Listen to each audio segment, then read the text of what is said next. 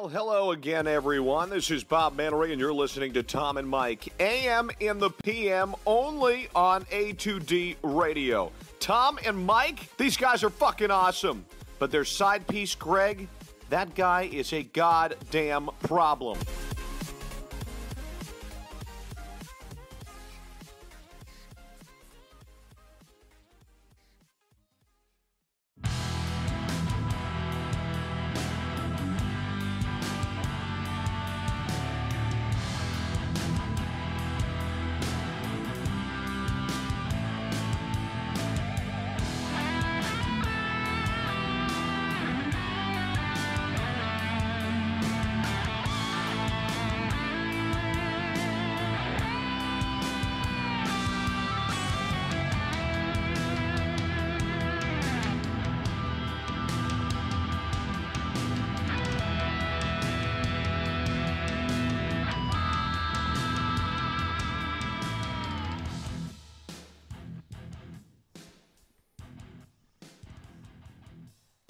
Let's go, Tom. Mike. AM.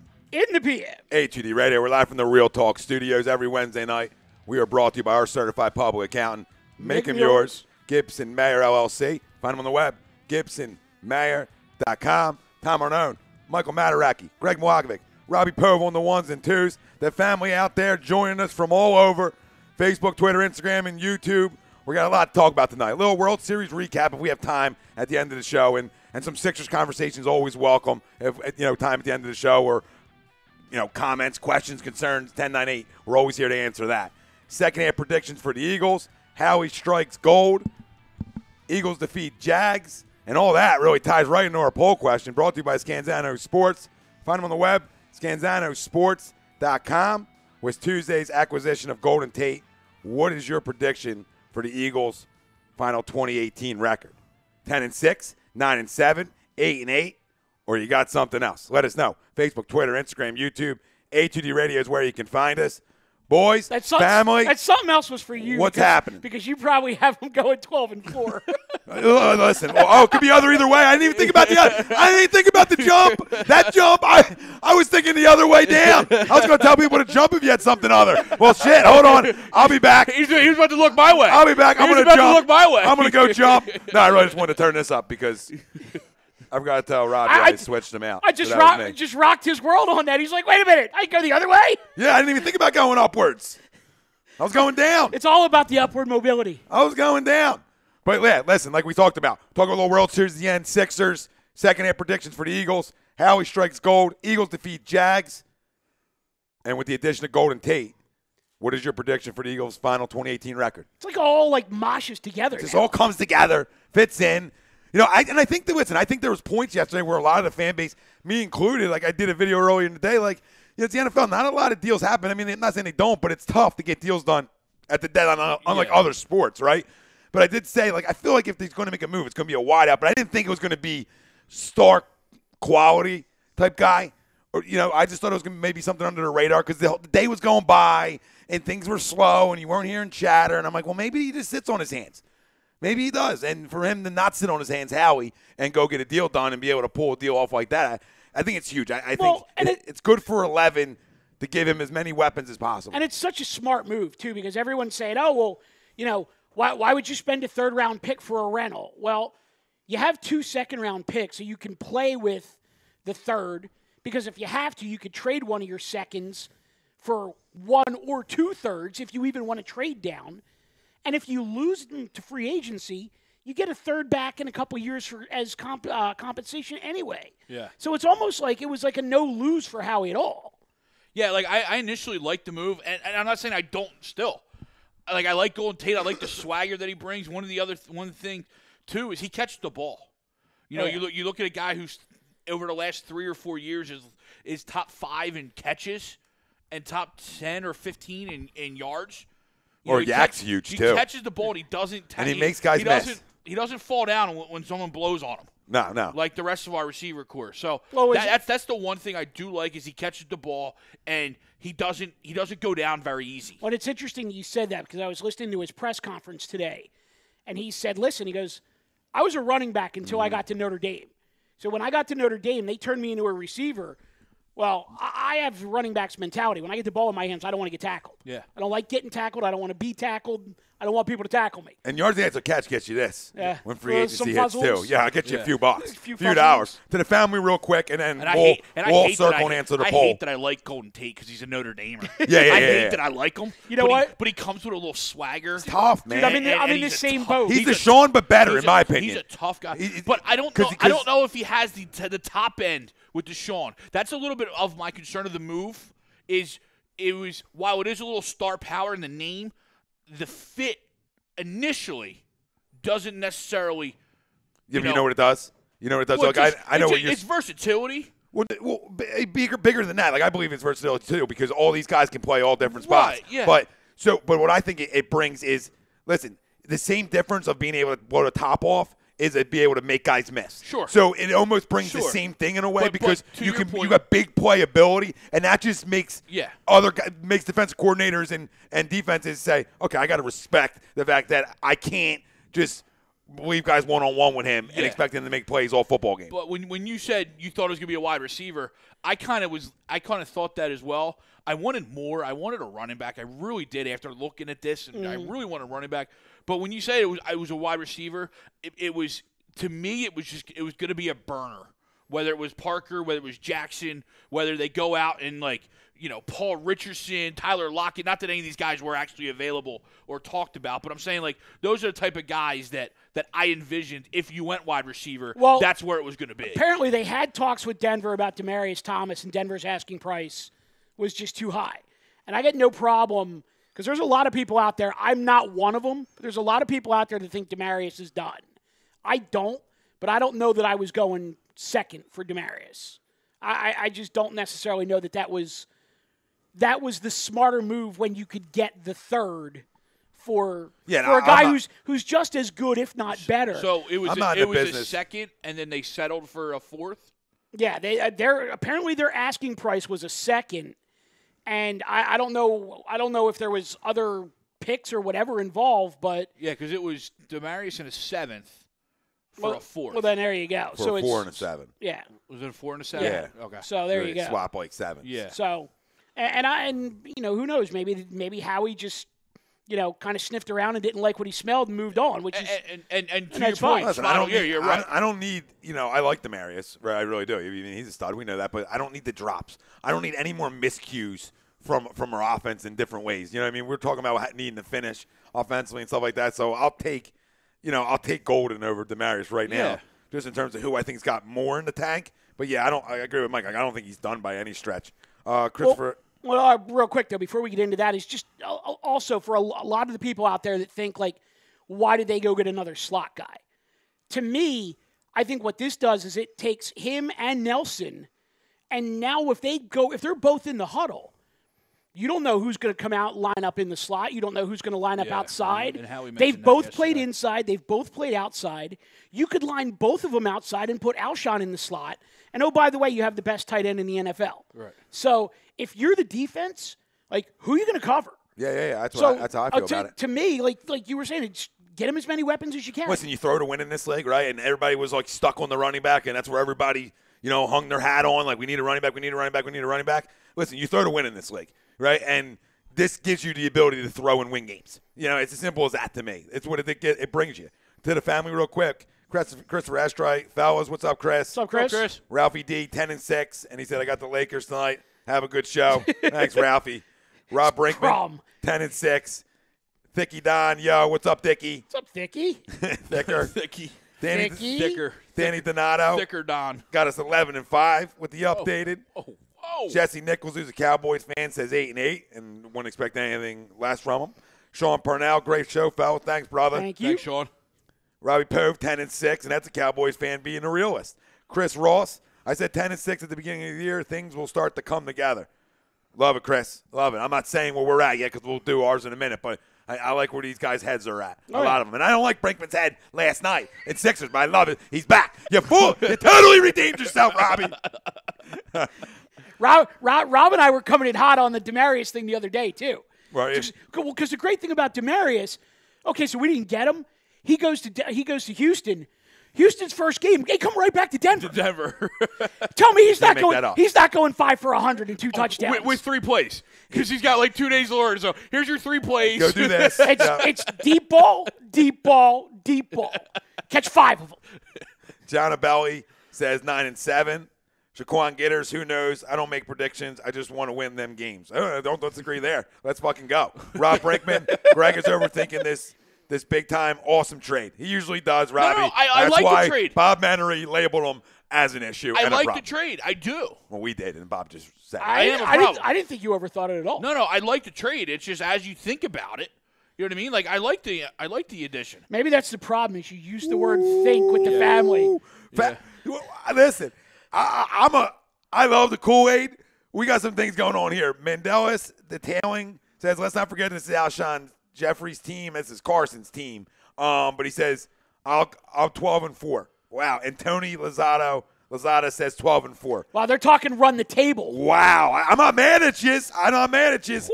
May need to take a piss test. Whatever you got, can you bring that to the studio? Yeah, we'll give you the address. Yeah, real quick. Also on the I'm not mad at you, though. I mean, listen, shoot for the stars. On the social, because we didn't forget that it was Halloween. Tom and I were having a little fun with this before the show. Give us your final 4 on Halloween candy. You could have 1 at-large bid. I got to an at-large bid in the first out, by the way. Yeah, you're like Lenardi. He throws. You know what I mean? He's like the candy. He throws a curveball at me, and I'm like, ooh, may have to be my first out. I got the Reese's, Snickers, $100,000. Whatchamacallit. My at-large is a Twix. My first out's Kit Kat. It's a good list. Ooh. No, save your list. I got you. Sean Purnell goes 10-6. I want to see 11-5, but that may be a bit much to ask. And I'm around there. And Tony Lozada says again 12-4. I love it, Tony. Keep saying it. Keep saying it, brother. Tajay Robinson 11-5. So family's feeling good, and I love that. I definitely love that because this is a huge addition. Oh yeah, on the tube, Two Gun Tommy. I'm sticking with 9-7. Khalid, I fucking love you, fellas. We love you too, Khalid. Love you, Khalid. Khalid says, I think we should, at the end of the year, let Nelson walk and pay Tate. Put him in the slot, get a deep threat in the draft, also running back O-line. Two Gun Tommy, I'm frustrated with us being 4-4 when we're clearly the better team. Gave them away. We should be 5-1, 5-2 at the worst. Rosca and Rob Povey are talking Nick Foles to Cleveland. Can't see that happening. Not anymore.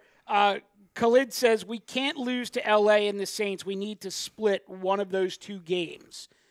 I'm going to disagree with you, Khalid, and not disrespectfully either, but I think if you drop those 2 games and run the rest of the table, you still win the division at 10-6. Because you're undefeated in the division at that point. Yeah. 10-6 to me is gonna win it for you. Jeremy Clow says, what's up, fellas? What's up, Jeremy? What's up, Jeremy? Frank Vespi says, as of now, 9-7, that gets you the division. Tajay Robinson, the game I see us losing, honestly, is against the Saints. So fair. So, boys, to the poll, since we got to give our answers here. With Greg? the addition of Golden Tate, what is your prediction for the Eagles' final 2018 record? And you know all the options, but Facebook, Twitter, Instagram, YouTube, chime in, fam. And if you got concerns about it, chime in. If you're overly excited and you think this run's going further, you got then a division title, and you think this is a deep playoff team now, let us know that too, because I want to hear from you. I'm going 8-8. Wow. You are a goddamn problem. I am a problem, but let me tell you. I'm not telling you you're wrong. I'm just saying you're a problem. I might. You got the big 3 games, Right. right? You got Saints, Rams, Texans at home. See, I don't even think the Texans at home is a big game because by that point they will have shit to bed. Well, regardless, that's a win, and I have the other 2 as a loss. Okay. So you don't think they can run this shitty division? Here's where my issue with the division comes into play. I know exactly what you're going to say. It's the games are too close together to try and get the sweep.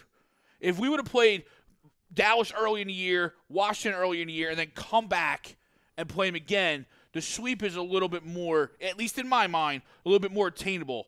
Playing them 2 weeks, 3 weeks, so close together, there's only so much. And we already play them tough regardless of when we play them. They're tough games anyway.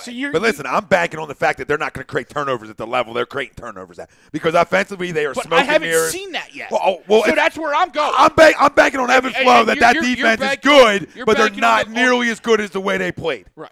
And that's what I'm banking on. See, you subscribe to that theory that it's difficult to beat a team twice in a row, so to speak. Within a couple weeks. Well, I hope the Rams stay undefeated till we see them. Because I'm telling you right there, I am not scared to go play in 85. And I think we beat their ass. And here's with the Rams and the Saints. So say we take one of those games, which why not both? Say we take both of them.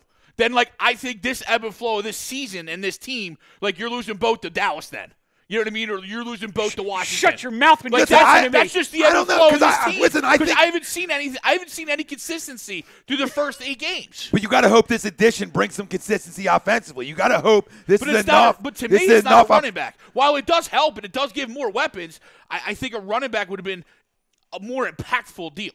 What? No, because the level of players, the impactful part. Or add a running back on top of Golden Tate. Well, what happened if there just wasn't that deal to be made that's as impactful as Golden Tate was? And it could have been. And like you said, I like the Golden Tate move. I just don't know if it moves the needle enough for me with this team. Well, it does, because to me, you're a team that was missing that other threat offensively somewhere. Sure. If that was running back or wide receiver, it didn't matter because you were missing a piece. This allows you, like we were just talking about, you're so versatile out there, and it gives you a playmaker, and what this offense desperately needs, another one. It can't just be, because right now what the problem is it's been Alshon and Ertz, and that's it. Right? This allows Nelly's big play threat to open up a little bit too, because now you got Golden Tate out there, because now you can go 3 wide, and your 3 wide are a lot better than Jordan Matthews. And you got a guy who can make a big time play for you. And I think this is what this offense was missing. We have a lot of 20+ chunk plays, but this helps you all over the football field. And I know he's not your 6'4" prototypical 1 wide out, but you have that already. But he still helps you in the red zone, because now you have to respect more things down there. Well, let me ask you guys a question, and let me finish before you tell me it's far-fetched, because I don't necessarily know. It's far-fetched. I don't necessarily know that it is. But Doug's last year in Kansas City, they used Tyreek Hill out of the backfield a lot. You just saw Belichick using Cordero Patterson at tailback on Monday night. Is the answer to the running back problem going and getting Golden Tate to play more in the slot because they want to use Nelson more out of the backfield? I wouldn't be surprised if there's more stuff. Or do you use Golden almost Tate like last year, Mike? Or both, yeah. Almost like last year. I mean, when you had Torrey on the outside too, now you do a lot of more things with Nelly. Yeah. So I completely agree with you. I'm not just talking little things, reverses, different things. Right, and I'm not talking about him being 3-point stance, I formation type of stuff. Motion stuff, movement. Motion stuff, or, just toss. Have him lined up next to Carson, and Carson maybe, takes the snap, acts like he's looking downfield, and then there's a quick toss out to the, into the flat, something like that. Because obviously you need a running game, but if you can piece piece together a running game just using the weapons that you have in different ways. It's not to say that they can't make their offense that much more dynamic. Well, listen, I know you're not going to agree with this, and I'm not. And hear me out when I say this. I think the reason they didn't go out and get a running back is because they're banking on Sproles to be healthy down the stretch. I think that's why they pushed this hammy as far along as they could to the bye. I think their goal was to try to get him as much as they could and get him through the bye week of not having to touch him. You know what I mean? As almost like a deadline move. Sure. Now, is he all your answers? No, but you saw in the Atlanta game, if you can get that from the last 8 games from him, he brings you the ability to have a guy down the stretch that you can trust to hold on to the football, right, and then make a play or two. Now, I got to understand, you put him in that backfield, on paper, how dangerous does that offense look? But as we on paper, as we also how saw dangerous. in the Atlanta game, can he get past one game? You know what I mean? And you're absolutely right. That's what they're probably banking on. And take that out of it for a sec because you're not going to give him like 20 touches. But take it out that he's going to be healthy. Just say he's going to be healthy for the last 8 games. Okay. Right? And I understand it's a big hypothetical there. Yes. But say he's going to be healthy. You don't think that them two right. acquisitions it is dangerous on paper. Where does that take you? Right. Because to me, them 2 acquisitions, if I want to tie Darren into this, I think that gets you to 10-6. Now, do I think it gets you 11-5? No, just because I think it's really hard to go 7-1 in this league. But could I see them going 7-1 and getting really hot after a bye? Sure, absolutely. But I'll lean on the side of caution, and I'll go 6-2 just because I know how this league is. Well, but stay there for a second. I definitely think we're dangerous offensively, big time. So let me ask you guys the next question now. Let's say that they know Sproles is coming back at some point, and they know what he gives them if he's used in moderation. But do you think maybe there's a possibility that they've just seen enough out of Wendell Smallwood and Josh Adams where they said, you know what, as long as Clement and Sproles are healthy, we can get enough out of one of these guys to get us through? Yeah, I think they just want to piecemeal it, and you know the addition of Golden and it does open up your running game a little bit because it's just another weapon and teams. Like I said, you throw to win in this league. You're running 5 wide with one back, and the back keeps getting carries. It's great. Yeah, I love it. Spread them out. Everybody gets spread out, and let's go. And I think you're going to see a lot more as the thing moves and he gets more comfortable. I think you're going to see a lot more up tempo from this offense. I just could see that. You know, they're looking for ways to figure out how to finish and score more points, and I just think he answers so many of the concerns that we had offensively for this football team. Now, defense is the other story, but I think they're banking on Sidney coming back and Jalen not being a long-term thing and whatever. People out there don't have to like the Jalen not being a long-term thing, but you want them healthy because you don't want a guy like McDougal on the field. Back to the family. Did you give your record? Yeah, give your record. 8-8. You're at 8-8. Yep. I mean, if you want, I'll go 9-7 if you want me to make you feel better. No. Make it feel like that. But I am 8-8. I mean, that's just what I have. All right, that's fair. It's not, but I respect you. I'm 10-6. I've been there all year, and I'm staying there, and I still feel like the only 2 games that they drop the rest of the way are at New Orleans and at the Rams. I feel like they run the division. It's a shitty division. It really is. And the Eagles aren't really doing their part to help boost the profile of the division right now. But when they're firing on all cylinders, none of the other teams in the division can beat them. I mean, let's just be real about it. And let's be real that I expect this offense to throw the ball 40 times a game. I mean, let's be real about that, too. Yeah, they're not going to suddenly become a running team. No, I fully expect that this edition that they throw the ball more.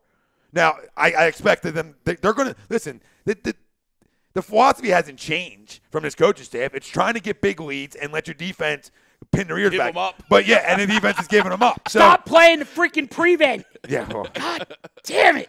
That's a story for another one. You got 10-6. I got 10-6. Glenn Saylor says, what running back is going to learn how to block? And I think he's talking about the ones on the roster. And it's a good question. It's a good question, Glenn.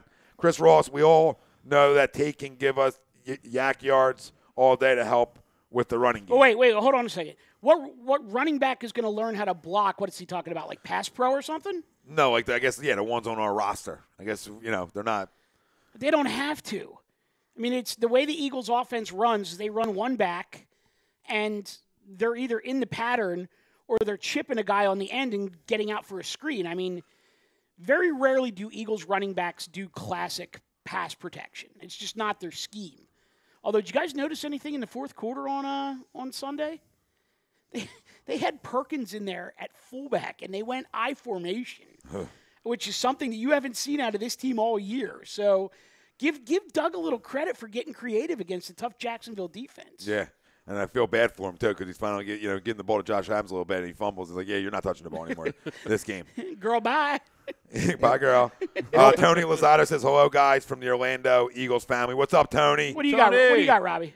Oh, I was going to say, piggybacking on what that one commenter said, I think Golden Tate does help your running game out to a degree in terms of really occupying what role that running back needs to take in terms of those underneath routes, the screens or what have you. So you limit the functionality of what you need to get from your running back by having another added weapon absolutely. there. I wouldn't be surprised if he's actually the back that comes out of the backfield on pass patterns too.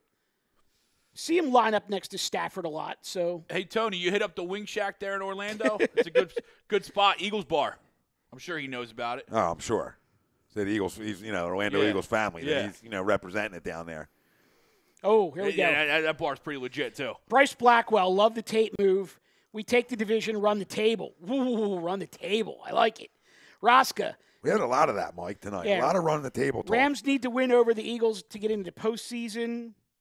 Not sure what that means, but we'll take it. They're kind of already there. Yeah. What the fuck are you talking about, David? Two Gun Tommy says, I do believe we could go 10-6, but I'm taking it safe. Cool P19, we're beating the Rams and Saints. There, damn it, I said it and I mean it. Love it. Eagles fan, Quette, Quet. Eagles fan, Quet, Eagles Nation. Redskins are not good. Two Gun Tommy, we should only lose one division game at most. With guys coming back and Tate, we're going undefeated in the division. I'm calling it. I'm right there with you. Pootie Tag, yo fam. What up, Poot? What up, Poot? Yo, well, listen. TTP Bowen says, yo. Talked about Sproles coming back. TTP, Jernigan's looking to be back after the bye, too, which, we talked about a lot of this on Sunday. We talked about this on last Wednesday, Mike, that, I keep pointing fingers at Fletcher Cox because I don't believe he's fully getting it done. I think Jernigan helped him a ton last year, so that could be something huge defensively that's in addition to this defense that's really needed right now with this front four. We talked a lot of Jernigan last night. Yeah. That was one of the answers to that was my answer to the poll question too. But here's a good one. Hector chimes in and says, Howie is the shit. I hope he stays our GM. I got us going 10-6. A little love for Howie. No, and Howie deserves love. Howie hero. Howie deserves love because if that deadline came and went and he didn't make a deal, we'd be pitchforking out there. I mean, things will get ugly outside the NovaCare. I mean, it'd be tough for his ass to leave his office if he didn't make a move. And out of the moves that were made at the deadline, I like a lot of the moves some of these teams made. But there was a lot of there was moves. a lot, but I think this was like that helped a lot of teams. I think this was for a team that needed it most. I think this was the best move for a team that desperately needed another weapon offensively. I think they almost or Demarius to me, just because of where the Texans are. Yeah. And they needed another guy. Well, yeah, Will Fuller going down. Will Fuller. Fuller went down, and Kute is not healthy. So, yeah. But I think for this team, it's even bigger. It's a bigger impact on him because this was an offense that was, not finishing. Struggle is a bad word. They just don't finish red zone wise. They had too many miscues down there. But struggle's right. But because they did struggle at times. I believe he's like enough to get over the hump. A full season or a full game of struggle? Does he have 7 points himself? No, but I'm talking about he'll have 7 points to this offense a game. Just the presence adds you another dimension, and I think that adds you 7 points, which puts you around 28 a game, which is where you need to be to win in this league. Right, but this is a team that was money in the red zone last year, and they're not right now. And they're not. So, and I talked about a little bit of that. I thought that was Trey Burton a little bit that hurt you in the red zone. This almost makes up for it, because not the size-wise, but another playmaker down there, which creates space for Alshon, creates space for Ertz, creates space for Nelly, and creates space for your running backs. But you saw where they went when they got deep on Sunday against Jacksonville. They went to Goddard. So, don't think because it's not Trey Burton, they're still looking for that second tight end. So you're probably on to something. And I think a lot of that too, Mike, is like I think Dallas is going to be better overall than Trey ever will be. But I think it takes time for young offensive skill position guys to learn not only offenses period, but West Coast offenses. So I just feel like that learning curve. But when you see him have a play like that just brings confidence. That next week, and then the bye week's going to help a kid like that just continue to develop. Also, too, I mean, Goddard is a trained tight end. You know what I mean? Like Burton was a hybrid tight end. Yeah. Who was a big difference. Who was a running back. Burton was a quarterback and a running back. He's a skill guy. Wide receiver. He's a skill guy. But to his point, but he didn't block a lot, like because because Brent did most of the blocking last year. But to his point, turned himself into a legitimate tight end. I'm just saying, you're Dallas right. blocks really well. Dallas is probably going to be overall better in his career because he's more the trained, Bigger. pure tight Yeah, end. he's going to be a better run blocker, Yep, all them absolutely. kind of This things. is actually interesting. Real quick, though, Raucous said, I meant the Rams need to beat the Eagles in January in the divisional round, which I guess then That ain't happening, David. Okay? But that means he's got the Eagles getting into at least the divisional round. Yeah, you don't want that to happen. But here's an You interesting. don't want that to happen. Here's an interesting question. Khalid says, "Could you guys see Carson Wentz going off on the Rams after what happened last year?" Absolutely. Redemption, baby. Absolutely. I said it here Sunday. I think I said it here, and I might have said it last Wednesday. If that game's undefeated, not only do I think it's a W, but I think he goes back into the Coliseum and he torches shit. I really do. I just think that's the kind of guy he is. You know, I just believe that he uses like different things like that for motivation. If you don't think that's going to play a part in some motivation to go back there and, you know, where your season ended and go back there and take it to him, I think that's a huge part in his thought process. Need the offensive line to give step him a that up. little more protection, though, for sure. Well, you know, we should have Lane back by then, and I think that's a double win because it helps him actually let the high ankle sprain heal too. Right. You know, and at this point where guys had a real long season last year, for all these football players, anytime you know a little injury happens to you and it gives you a week or two or a month, whatever, you don't want a week or two, but it definitely helps heal the body a little bit. And you know, like I said, hopefully you get Jalen and Sidney back after the bye. But Sidney seemed kind of on track for the bar or for after bye. And they weren't really. And what is kind of discouraging though is you've heard nothing about Jalen. You've heard nothing about his injury. They said today. They said did today. they finally say something today? They revealed today it was an ankle and he's week to week. Okay. But still not. But like up until then, not you day heard to day, nothing. week to week, which is really interesting. Well, he's week to week because they have a bye. After they come back from the bye, then it's got to be. day. Then it's got to be day to day. And it's like, you know, he's day to day. Aren't we all? Yeah. Thanks. Breaking. Jeremy Beelin says 10-6.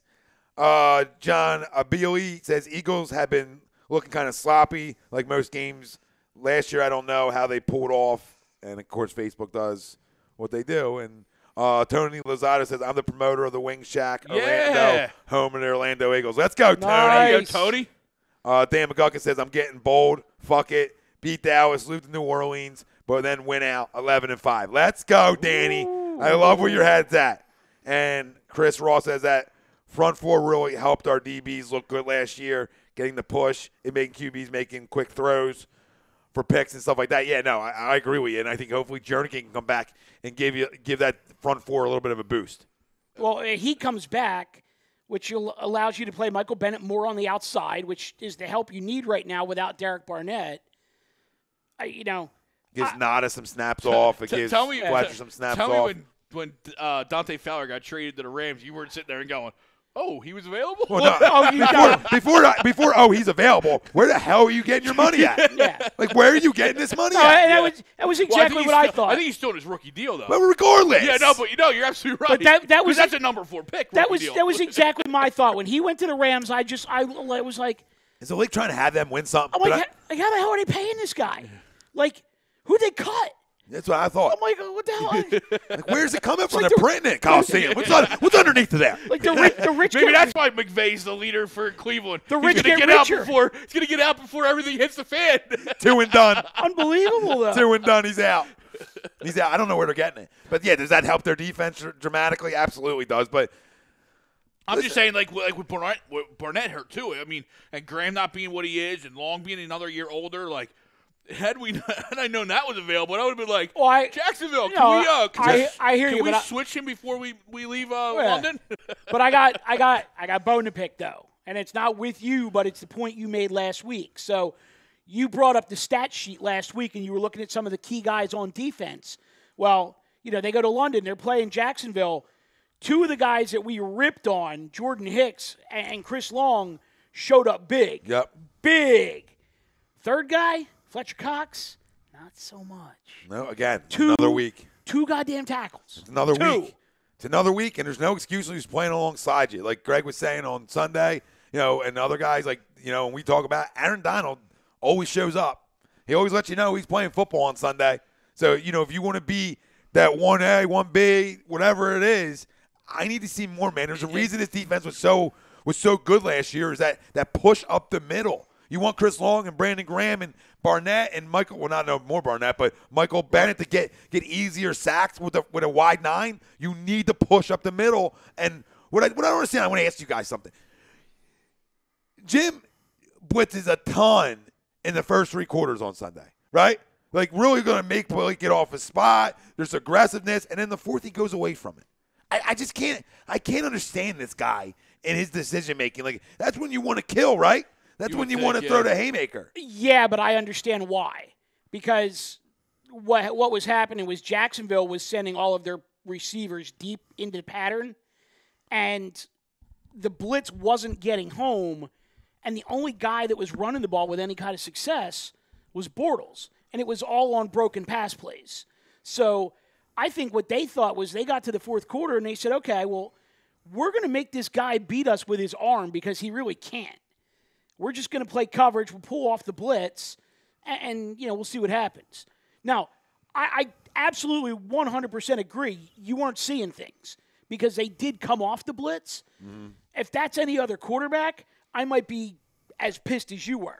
But Blake Bortles, I'll make him beat me with his arm all day because he's not going to do it. No, and I mean, to me, I just, don't back off it. It was working. Yeah. You know what I mean? Continue to hit him, continue to pressure him, continue to make things even more difficult than they already are for him. Yeah. Man up on the outside and just keep bringing it. But whatever. I mean, that game sort of got the feeling of like, oh, my God, here we go again. But at least they were able to finish it because that really, you lose it's almost done. Yeah. So Bryce Blackwell says Timmy's coming back next week. We could hope. Yeah. Hector says, pay Howie more money. Me of everything. What's up, Hector? What's up, boys? Golden effing Tate. Love it. Hector, I'm not talking about the Dallas Cowgirls. I'm talking about the tight end Dallas for the Eagles.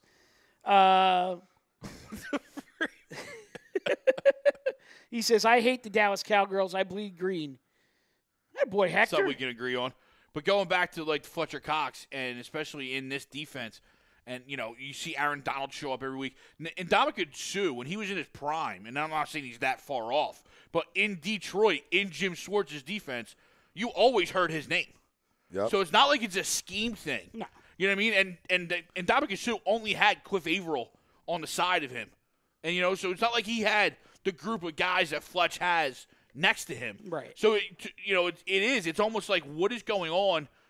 Are they really double, triple teaming you?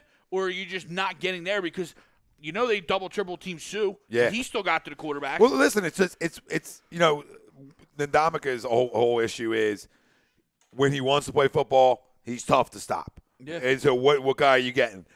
I don't want to put this like this on Fletcher, but I almost have the same vibe right now. Like when you want to play and you get the full Fletcher Cox, he's a problem. Right. But I don't know if the body's worn down, and I'm not, who isn't? You know what I mean? But I need more the second half of the year. I need this bye week to refresh a guy. Jernigan comes back. It allows Nada to get less snaps and more meaningful snaps. The whole guy Jernigan comes back, helps this whole D-line out dramatically, and hopefully that can get Fletcher going a little bit and have a better second half. Because, listen, he's the key to our defense being successful. Is he like the opposite of Jason Peters where, Peters didn't get to participate in the Super Bowl, and he was like, you know what, I'm old, I get it, whatever, but I'm coming back because I want one more run. Whereas Fletcher Cox now is like, oh, I got my ring. I'm fat and happy. I'm getting paid. I'd like to hope not. I would like to hope not too, but, we've seen how you don't many. know today's day and age. We've seen how many documented cases in this league where guys get one ring and they pack it in. And then all of a sudden, and add on $100 million deal to right. that, that you already got, but right. add that in. Yeah. But they get one ring and they pack it in, and then all of a sudden they get shipped out of town and go, oh shit, what just happened? And then they start playing again for whatever the next team that picks them up is. Yeah, I would hope that's not his issue. I hope it's not his issue, but if it is, y'all heard it here first. And I'm really hoping it. I'm banking on it something lingering. They're like it's a little nagger that's affecting his Sports explosiveness, hernia, some shit something like that. this little extended break is enough to get it right, or at least close to being fully healthy. Yeah. Maybe something we're not hearing about, but that's the only thing I can come up with because the guy's dominant when he wants to be. Right. So that's the only thing I can come up with. Yo, you guys in the tube, don't forget. Give me your final 4 Halloween candy, plus an at-large bid. Yeah, I love the at-large. Greg, did you come up with yours yet? I have. Let's go. I got mine ready. Do it up. Robbie put his in the Instagram chat. ahead. I got the Reese's. So Reese's is your 1 seed. I got the Snickers. Ooh, we're in agreement. Skittles. Ooh, that's like a 15 seed riding the wave. Yep. Skittles. Skittles. Sweet Tarts. The 3-pack of Sweet Tarts. It's exactly the same look I wanted to give on Skittles. But, okay, Sweet Tarts. And then my at-large is going to be the Kit Kat. Kit Kat, the at-large. Yeah. Ah. Robbie? You went with some non-chocolate options. First 4 out, Starburst. all 4 flavors? I love it. The 2-packs. it. The 2-packs. What do you Old got, school. Povey? Ironically, I have Kit Kat as my 1 seed. Ooh, I love nice. me some Kit Kats. Number 2 seed, Reese's Peanut Butter Cups. No doubt about it. They could even be a 1, but they just missed out. They're number 2. Number 3, little lesser known. Well, depending on how far you go back, but 3 Musketeer. Ooh, nice. It's a I good was one. like the 3 with the nougat. And 4 is definitely, that could even be my at-large, but Nestle Crunch. Ooh. Haven't heard Nestle Crunch yet, nor did we ever hear the 3 Says, Musketeers yet. what are we talking about in regards to candy? I clearly missed something. we want your final 4 on Halloween candy. Plus, you can have an at-large bid if you need to. Reese's is a 1 seed for me. It's a no-brainer. Snickers is a 2 seed. Twix is a 3 seed. Twix. Don't forget that classic you were talking about earlier. I probably did forget it. Kit Kat was a 4 seed. You're at large. And my at-large was, what the hell was my at-large? It was the classic Hershey's with almonds. Oh, Hershey's with almonds. Ooh.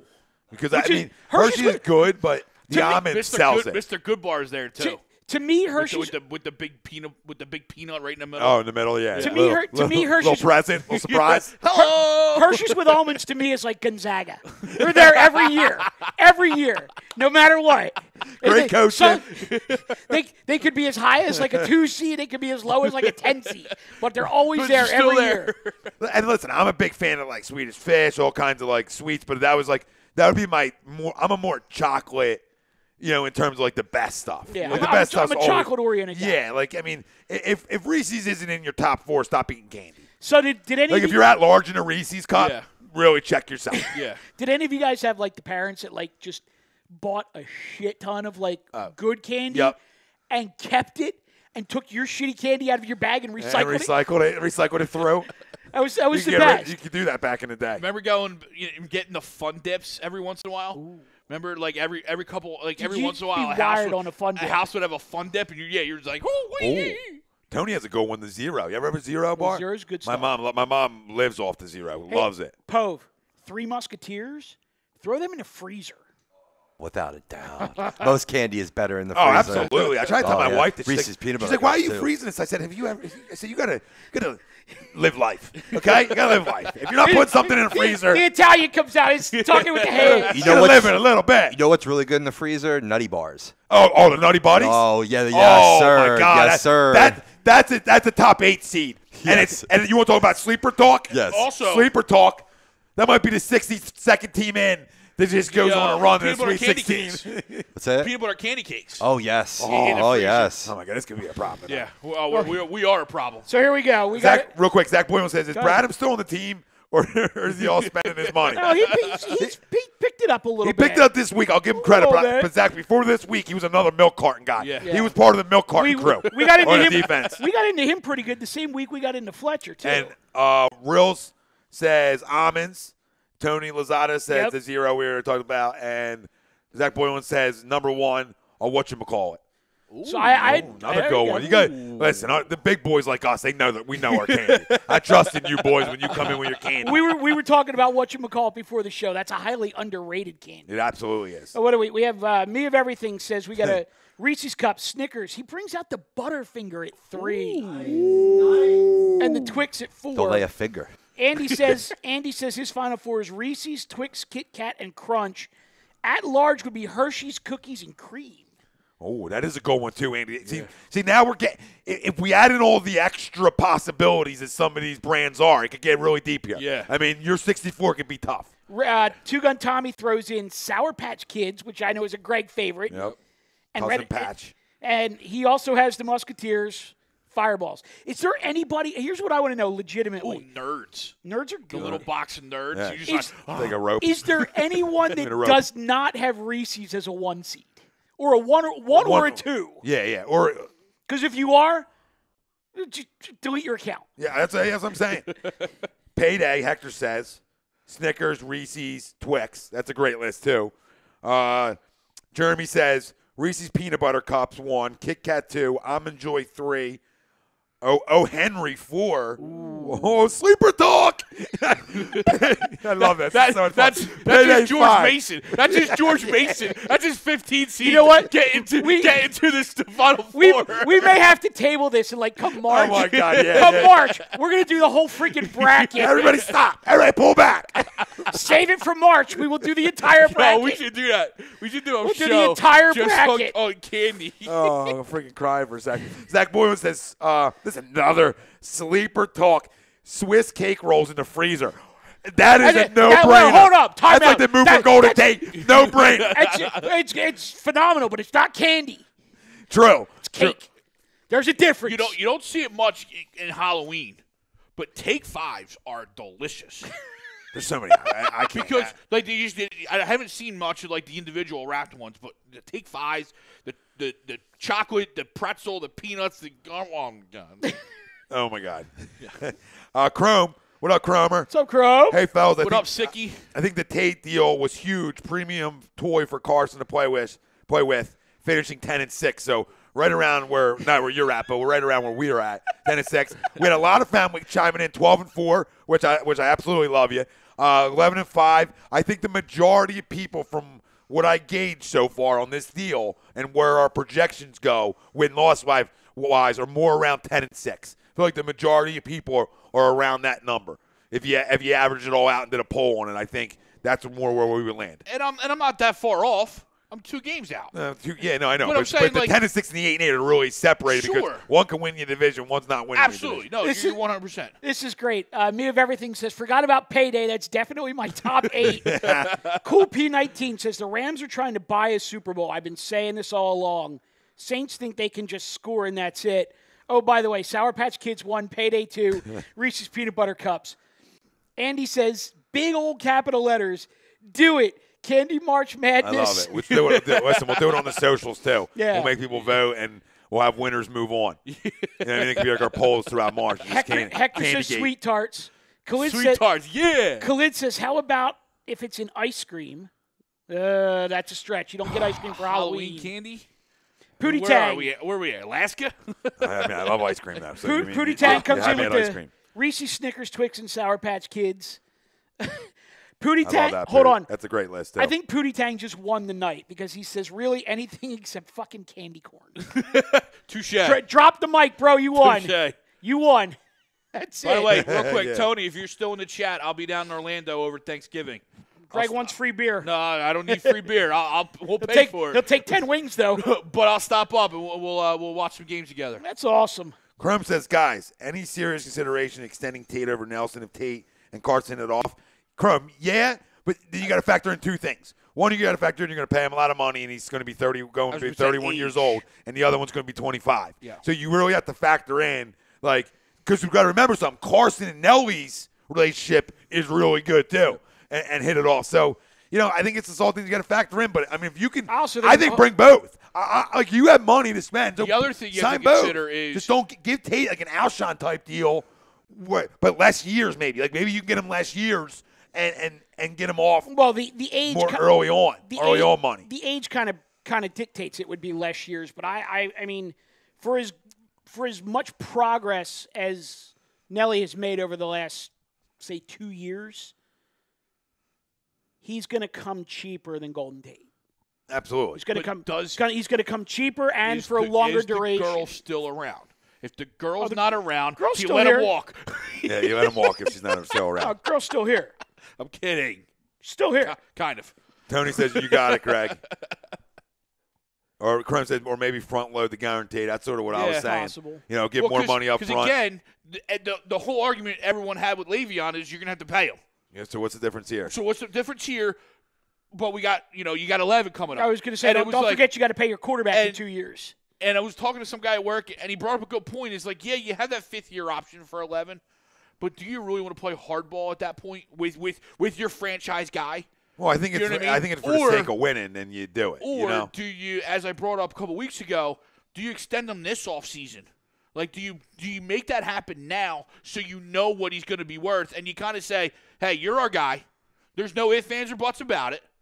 We're going to reward you. Here you go. I think it's well documented. He's their guy, and he's not going anywhere. Saying he's not. But I think that I don't think there's a rush to need to get the deal done because if it's for the sake of winning right now, it's for the sake of winning. I'm just going back to like what Joe Banner used to do with the young guys. Well, I could see them trying to get a deal done now. To where like, yeah, we want you because it'll be cheaper than it will be 2 years from now. So I could see that, but I could also see that you want to sign a couple of these guys and bring a couple of these guys back. That you wait on that for a year and you sit on kind it. of talk to them and say, listen, we're not playing hardball.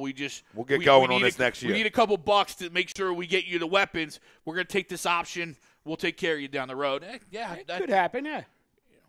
I mean, that's what I'm thinking. Yeah. Because I don't think they're in like a huge rush to get that deal done because you have pieces coming up in free agency next year that you have to bring back or make decisions on that are more important than let's say throwing a bone. You know what I mean? Like, oh, well, you're a guy. Like, he knows he's their guy. So I don't think you have to do that with him because there's no, like, there's no barking of money. There's you know what I'm saying? Yeah. If it was a different situation, absolutely agree with you. But for that guy, and I'm not saying no hometown discount. I'm not talking about none of that shit because I don't buy into that. But I will buy into that. He can wait on the deal. Wait, hold on a second. Raucous says Rams are not buying the Super Bowl; they're earning their way. Okay, Raucous. All the credit in the world. They're undefeated. Have you seen that fucking roster? Tell me they didn't buy the Super Bowl. Not buying. Get the fuck out of here. And the Yankees haven't bought a World Series either. Never. I love you, brother, but if you don't think that team was like the next incarnation of the quote-unquote dream team, you need to take your L.A. color glasses off. Yeah. And we saw how the dream team shakes out. It don't work. It doesn't work. Well, it still is light out there, so maybe he still got his glasses on. Yeah, maybe he does. Crum says, I don't know if it can work, but damn, if they can lock in Tate and Nelly with Alshon, wow. It can work because you might lose some pieces defensively. Well, yeah, and you're obviously not bringing back Jordan Matthews. You know what I mean? You're not bringing back, not that these guys have. Peters is off the deal. Sproles is off. Foles is off.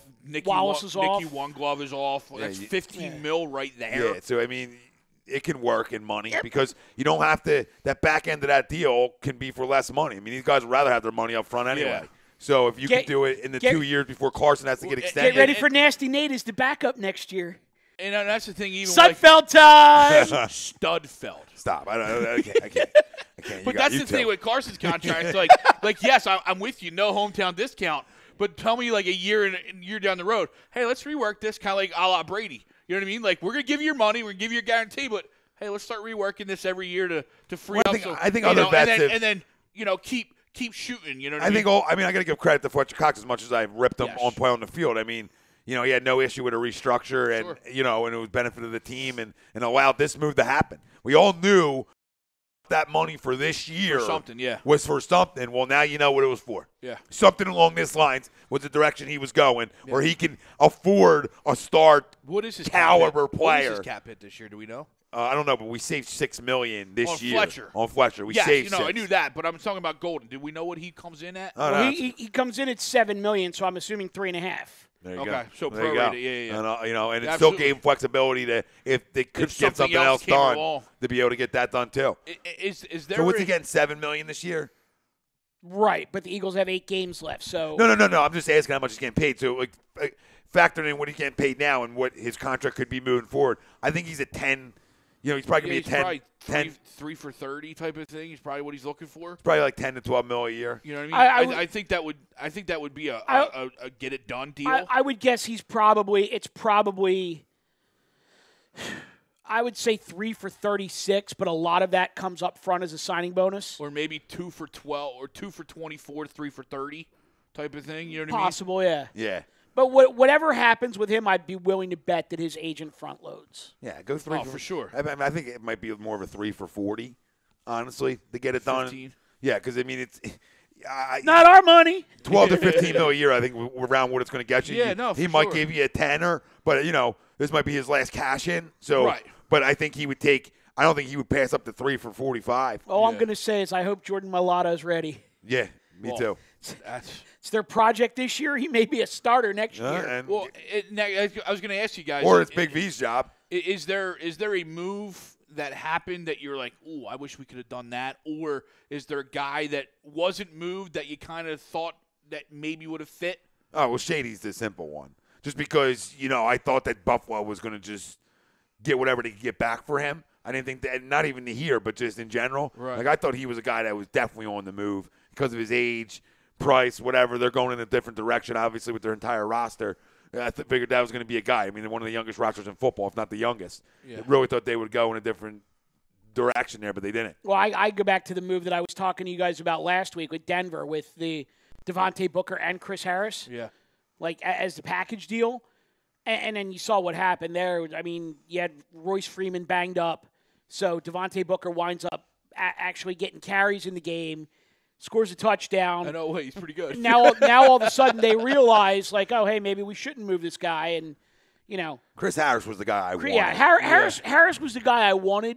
I think I would have tried to talk them into including Booker, especially if Freeman was getting I on would the have given run. him a first for Chris Harris. Freeman and Would you guys? Lindsey. Would you have given a first for Chris Harris? I mean, I'm only blinking an eye at it. No. I mean, I'll give you a first and a fourth for Chris Harris, and let's make the deal happen. Because to me, and I don't know how the rest of the family feels, but him and Jalen Ramsey are the two best corners in football, and A.J. Bouye is right there as the best corners in football because they do it all. Chris Harris will tackle. He's not scared to shy away from stuff. He's physical. He can man you up. I mean, to me, he turned himself into one of the best corners in football. I would have much rather have him than Patrick Peterson. Yeah. Not that I would have turned down Patrick Peterson, but There was a couple for me, like of the moves that were made. Like I said, the Dante Fowler, like, oh, he was available. yeah, I would have taken him. That one kind of came from out of nowhere, though, because you didn't figure Jacksonville was shopping him. No, and then the What other they get back for him? they got 2 picks, a fourth this year and a fifth in 2020. Man, he can get a lot back. So yeah, Teams are really valuing Yeah, but shit picks. he's a rental, though, right? I think he's a rental. yeah, Yeah, he's a rental. So The other one too was like once Montgomery and Dix got moved, like almost like call them up and get a package. Like, hey, what would that have cost? You know what I mean? Yeah, I mean, Ha Clinton Dix wasn't on the radar. Yeah, right. And I know some people don't like him, but I mean, I love Ha Clinton Dix, and I thought that, something that we did really well last year in the secondary with Rodney McLeod. Take balls away. He can take balls away and can flat out tackle in open space. Now, is he a great cover one-on-one guy? I'm not going there. But he's great at tackling, and that's with this defense, why it was so good last year. We tackled in open space. I want to come back to the Montgomery thing, but go ahead, Robbie. You took the words right out of my mouth. That was a guy that went under the radar on trade deadline day, and he went from a team, the Packers, that are still very much in the playoff run. I mean, they just went like right that. to Washington. They just went like this at all. Right. That's it. We're done. We're done. Deal's done. So throwing him in the mix, let's say let's like rewind a little bit. It's before the trade deadline. The Eagles have an opportunity to get Clinton Dix. Do you pull the trigger there? Absolutely. Yeah, I think you would, right? I mean, I would have gave you more than what Washington gave you for him. And that's why I would have had we known I would have called both and said, hey, you're getting rid of both of them. What's the package cost? I would have called the Giants too for somebody too. I would have knocked on the door and just curious on how much Landon Collins costs. Hey. I know there's a lot of things going on here. Good luck getting that trade done in the division. Oh, I understand how tough it is, but if you give enough, teams will go, okay. Yeah. But I would have definitely knocked. I mean, Clinton Dix, Landon Collins, there's other safeties. I mean, Landon's better to me. I think Ha has better ball skills, Ha has, but Landon overall game's better. Because of the old corner play. Yeah. Because he's a former corner. But, I mean, Clinton Dix was a no-brainer to me for this defense. I mean, if you could have got away with Golden Tate and Clinton Dix, you're talking about the team that won the trade deadline. Yes. So the Ty Montgomery thing, my understanding of that was that was like an 11th hour deal because they were ready to cut him. Interesting. So apparently the deal was he was playing offense on Sunday night and was totally ineffective. They pull him out of the game. He throws a shit fit on the sideline and then refuses to go back in on offense. So then they have him returning kickoffs late in the game, specifically tell him, we want Rodgers to have a shot to win this game. Take a knee. Do not bring it out. He gets the kickoff. What's he do? He brings it out of the end zone. Not one guy blocked for him because they didn't think he was going to bring it out. He gets hit, fumbles, ball game. Most selfish thing I've ever seen on a football field. Basically, seen other selfish basically things said fields, that if they didn't, you're absolutely right, Robbie. Yeah. And he said that if they didn't have somebody that was willing to just basically give up nothing, They were cutting his ass. They were cutting his ass. All right, listen. So I take that back. So then they, I didn't know that though. But then they send him to Baltimore, where you already have Alex Collins as your runner. You got Javorius, don't call me Buck, wait, call me Buck Allen as your pass-catching receiver. And then you got Kenneth Dixon waiting in the wings for somebody to get hurt. So Ty Montgomery basically goes to fourth on their or depth he goes chart. back to wide receiver. I think he goes back to wide out. But they don't need him. I mean, they will probably use him. But you got Crabtree, Brown, who the hell am I forgetting there? Willie Snead. The white guy, Willie Snead. And then the white guy, Campanaro. And they have like 4 good tight ends. I was going to say, maybe they're going to make him a tight end because they're hoarding tight ends there in Baltimore. Yeah. Baltimore, yeah. It's like, you got what? You got Max Williams. Yeah. You got Hayden Hurst. You got Mark Andrews. Hey, how many goddamn tight ends do you need, Flacco? Yeah, right. You got any more of those tight ends? Yeah. Hey, let me get any tight ends from you. But, Zach Williams said we should sign Tevin Coleman in the offseason. yeah, good luck with that. He's not getting out of Atlanta. Listen, I mean, like I said, I think you should have made. Not saying he didn't, but you should have made the call if you knew how Ha was on the market when you desperately need it. But I don't know what his structure, his deal is. Sure. Where it's like, okay, he's got years left, so it's no point in making it because you expect Rodney to be back next year, who you still have under contract. But I mean, to me, to make a run, it would have been an interesting call to make. But I could understand why you didn't. Because you do have a lot of money tied up back there in McLeod and Jenkins already that it's like, well, Rodney got hurt early enough in the year from that ACL that he'll be back by the start of next season. Yeah. And we still owe him a good amount of money where he's not getting cut. You know what I mean? He's not going anywhere because you can see how bad it's hurt. Yeah. That's why you don't make that move. But listen, fam, we're going to take a quick break. On the other side, going to be probably a quicker one, a little 45-minute. We everything's on the table. We talk about everything. We want to talk a little World Series, just to touch back on it for a minute. Sixers is open, too. We got to talk about Ben Simmons last night because, to me, that was his worst game as a pro so far. So I want to talk about that. And everything Eagles is still on the goddamn table, whatever you guys want to talk about. And just make it quick because we got to go. And we got to go. But we'll talk. We got plenty to talk about. Tom, Mike, and in the PA. A2D Radio. Segment was brought to you by Gibson Mayer LLC, our certified public accountant. Make them yours. Find on the web, GibsonMayer.com. Everybody over on Facebook, Twitter, Instagram. Head over to YouTube. Links dropped in here. You can catch the second half of the show over there with us. Continue to chime in. And remember, this week, it's not on the table because we got a bye, but usually the second half would be predictions and a chance to win some money. And now Andy, I think, won it, but there's no players in the game. So when we come back on the other side, I got to ask you guys for a little ruling here. And is Andy even allowed to win? No, he's part of the fact. So there's some rulings. Ooh. There's some rulings that need to be taking place. There's no ruling. On-air talent does not win. Well, think about sleep on it. And on the other side, we'll see if Andy's allowed to win anything. But I'm going to lean to the side Damn of it. hell no, Andy. That's what I'm going to lean to the side of. This thing was also brought to you by our Doc Make 'em Yours, Specialized Physical Therapy, LLC, located in Princeton, Burlington, Cherry Hill, New Jersey. Except most major insurances, go get your shit fixed. We'll see you on the other side. Head over to YouTube, everybody.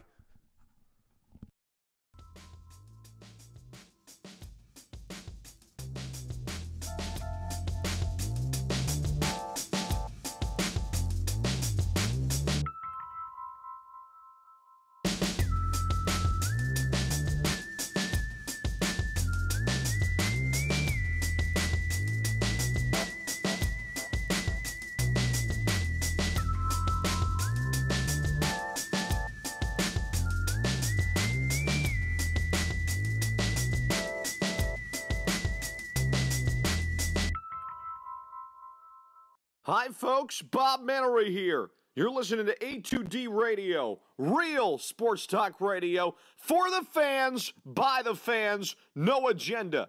These guys are the best in the business. Hashtag it. No notes.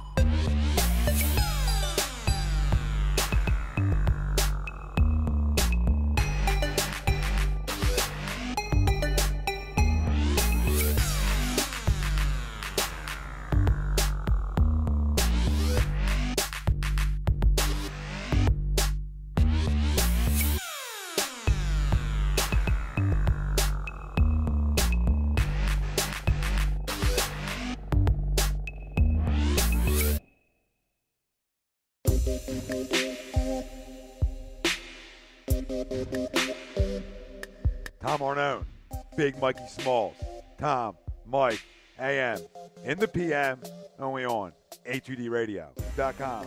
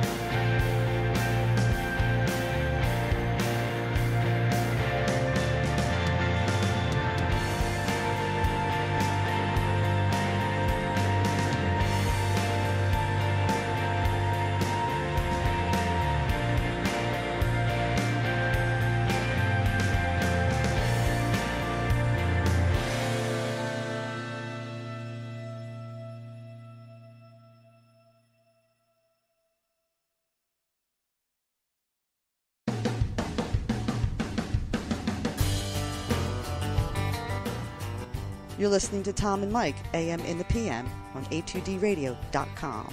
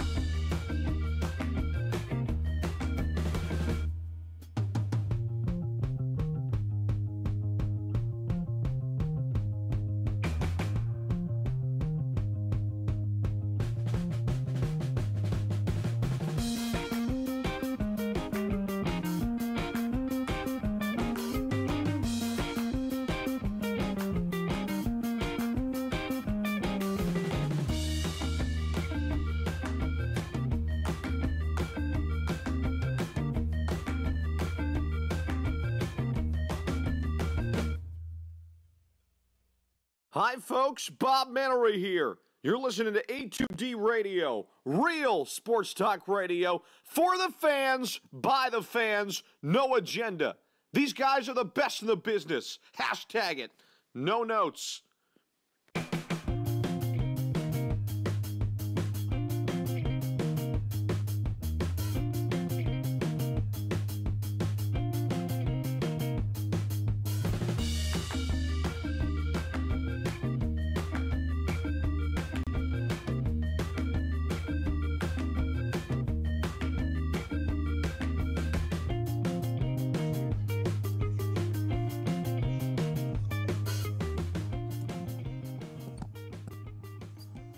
What up, bitches? Tom. Mike. AM. In the PM. HUD Radio. God damn it.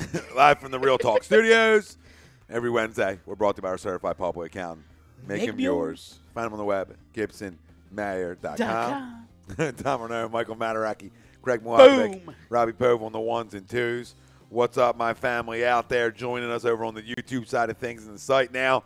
We're reading off your shit that you got to say. I don't mean it like it disrespectful. Like we're just going to be reading off your shit. Comments. Another word for comments. Read that shit. If you're just joining us and you're a little, there you got it.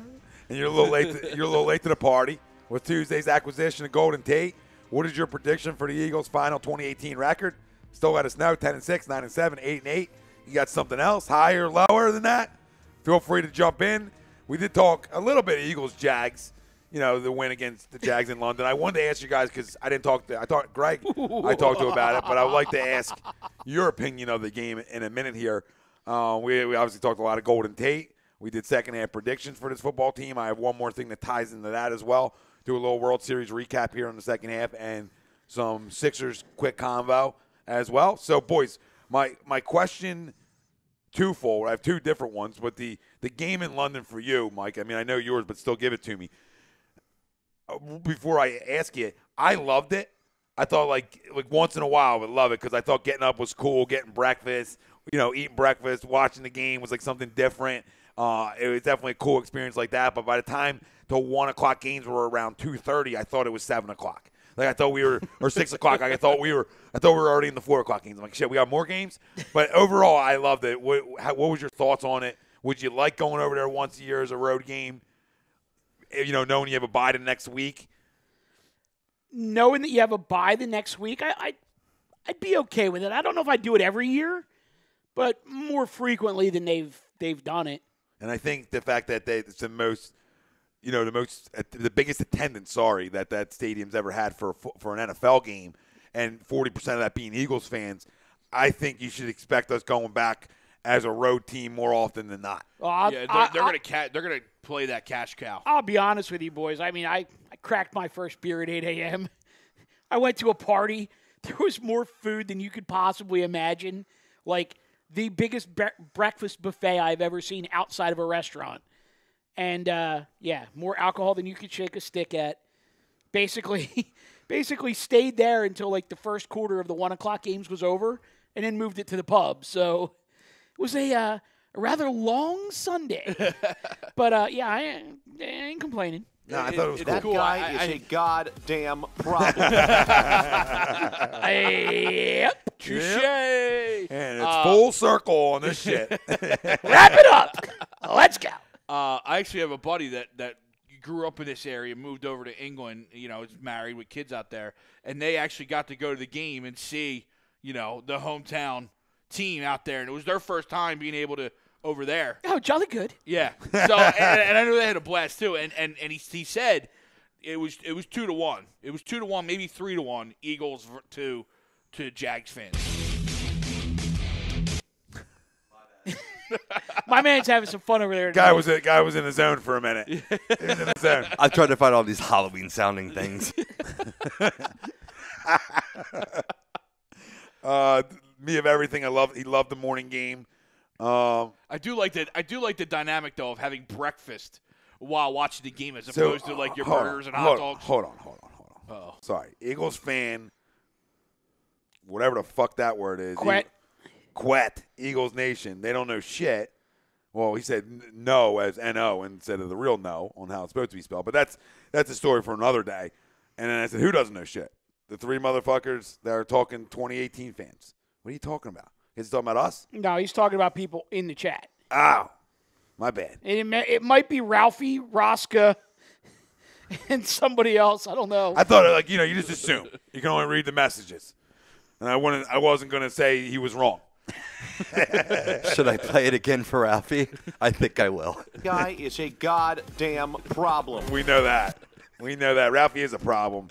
Eagles fan because he's a crumb Lakers guy. Hold on. Dion. What up, brother? What up, Dion? Dion, what's up, gentlemen? 9:30 games, no more. Said, my day was so long after the Eagles game, but grits, eggs, bacon, and a cold 6-pack of beer I was cool with. That's what I thought was cool. That's the cool dynamic. That was the neat part of it, but like I said, like I agree with Dion, like it became a long day, and then we had to do a show that night too, so it's like, Jesus, we have to do a show. I feel like we're doing a show at 12 o'clock at night. Like, you know what I mean? Because how long of a day it was. You know, I was up at 7:30 because I wanted to get the breakfast going and, you know, have fun with that shit. And see, that's when you need to roll the nap, because I came home from the bar and took a nap and then got up and watched football and WWE that night. I didn't want to. I avoided the nap. I love the nap. Yeah, I took a nap tonight for like an hour, and it was bad. Miscalculation. Yeah, like, overslept. I overslept it. Got to do it 20 minutes. There's never no more, no less. for a nap. Telling you. Some guys can wake up easy from a nap. It takes me a while, man. It takes me, when I nap it too long, it takes me a minute. It takes me a minute to rebound. You don't let yourself get too deep in that sleep. The short little power nap, 20 minutes, man, it's what gets me by. Yeah, on the daily. I should have fucking. Well, I do that while you I'm sleep driving. in the car while you're driving, so. Sometimes. Guilty. Autopilot. Autopilot. What was Ralphie saying? Jimmy Butler? Thought I would take him in a heartbeat. You know what I mean? I don't know. You know, they're asking price according to Woj and other guys is too steep. So, but would I take him? Absolutely, I would take him. Yeah, I mean, there's take him and there's giving too much or everything up for them. You know what I mean? Like, well, it's that fine line. Sixers identified their second trade chip today, by the way, because now they have. I mean, obviously Bayless is the first one because it's an expiring contract, and they said that they're not going to pick up the third-year option on Furkan Korkmaz. Yep. Which, personally, I think the kid talked his way out of it because. I think they would have picked up the third-year option, and I think if you don't start talking about playing. I think they were going to let him build into a role. But yeah, like you said, you start talking about lack of playing time with this team. Like, where are you going to play, kid? Who are you going to sub in for? Yeah, and you have Zaire on the roster too, and Shamet looks to be a pretty good young player. Looks to be good. You know, so the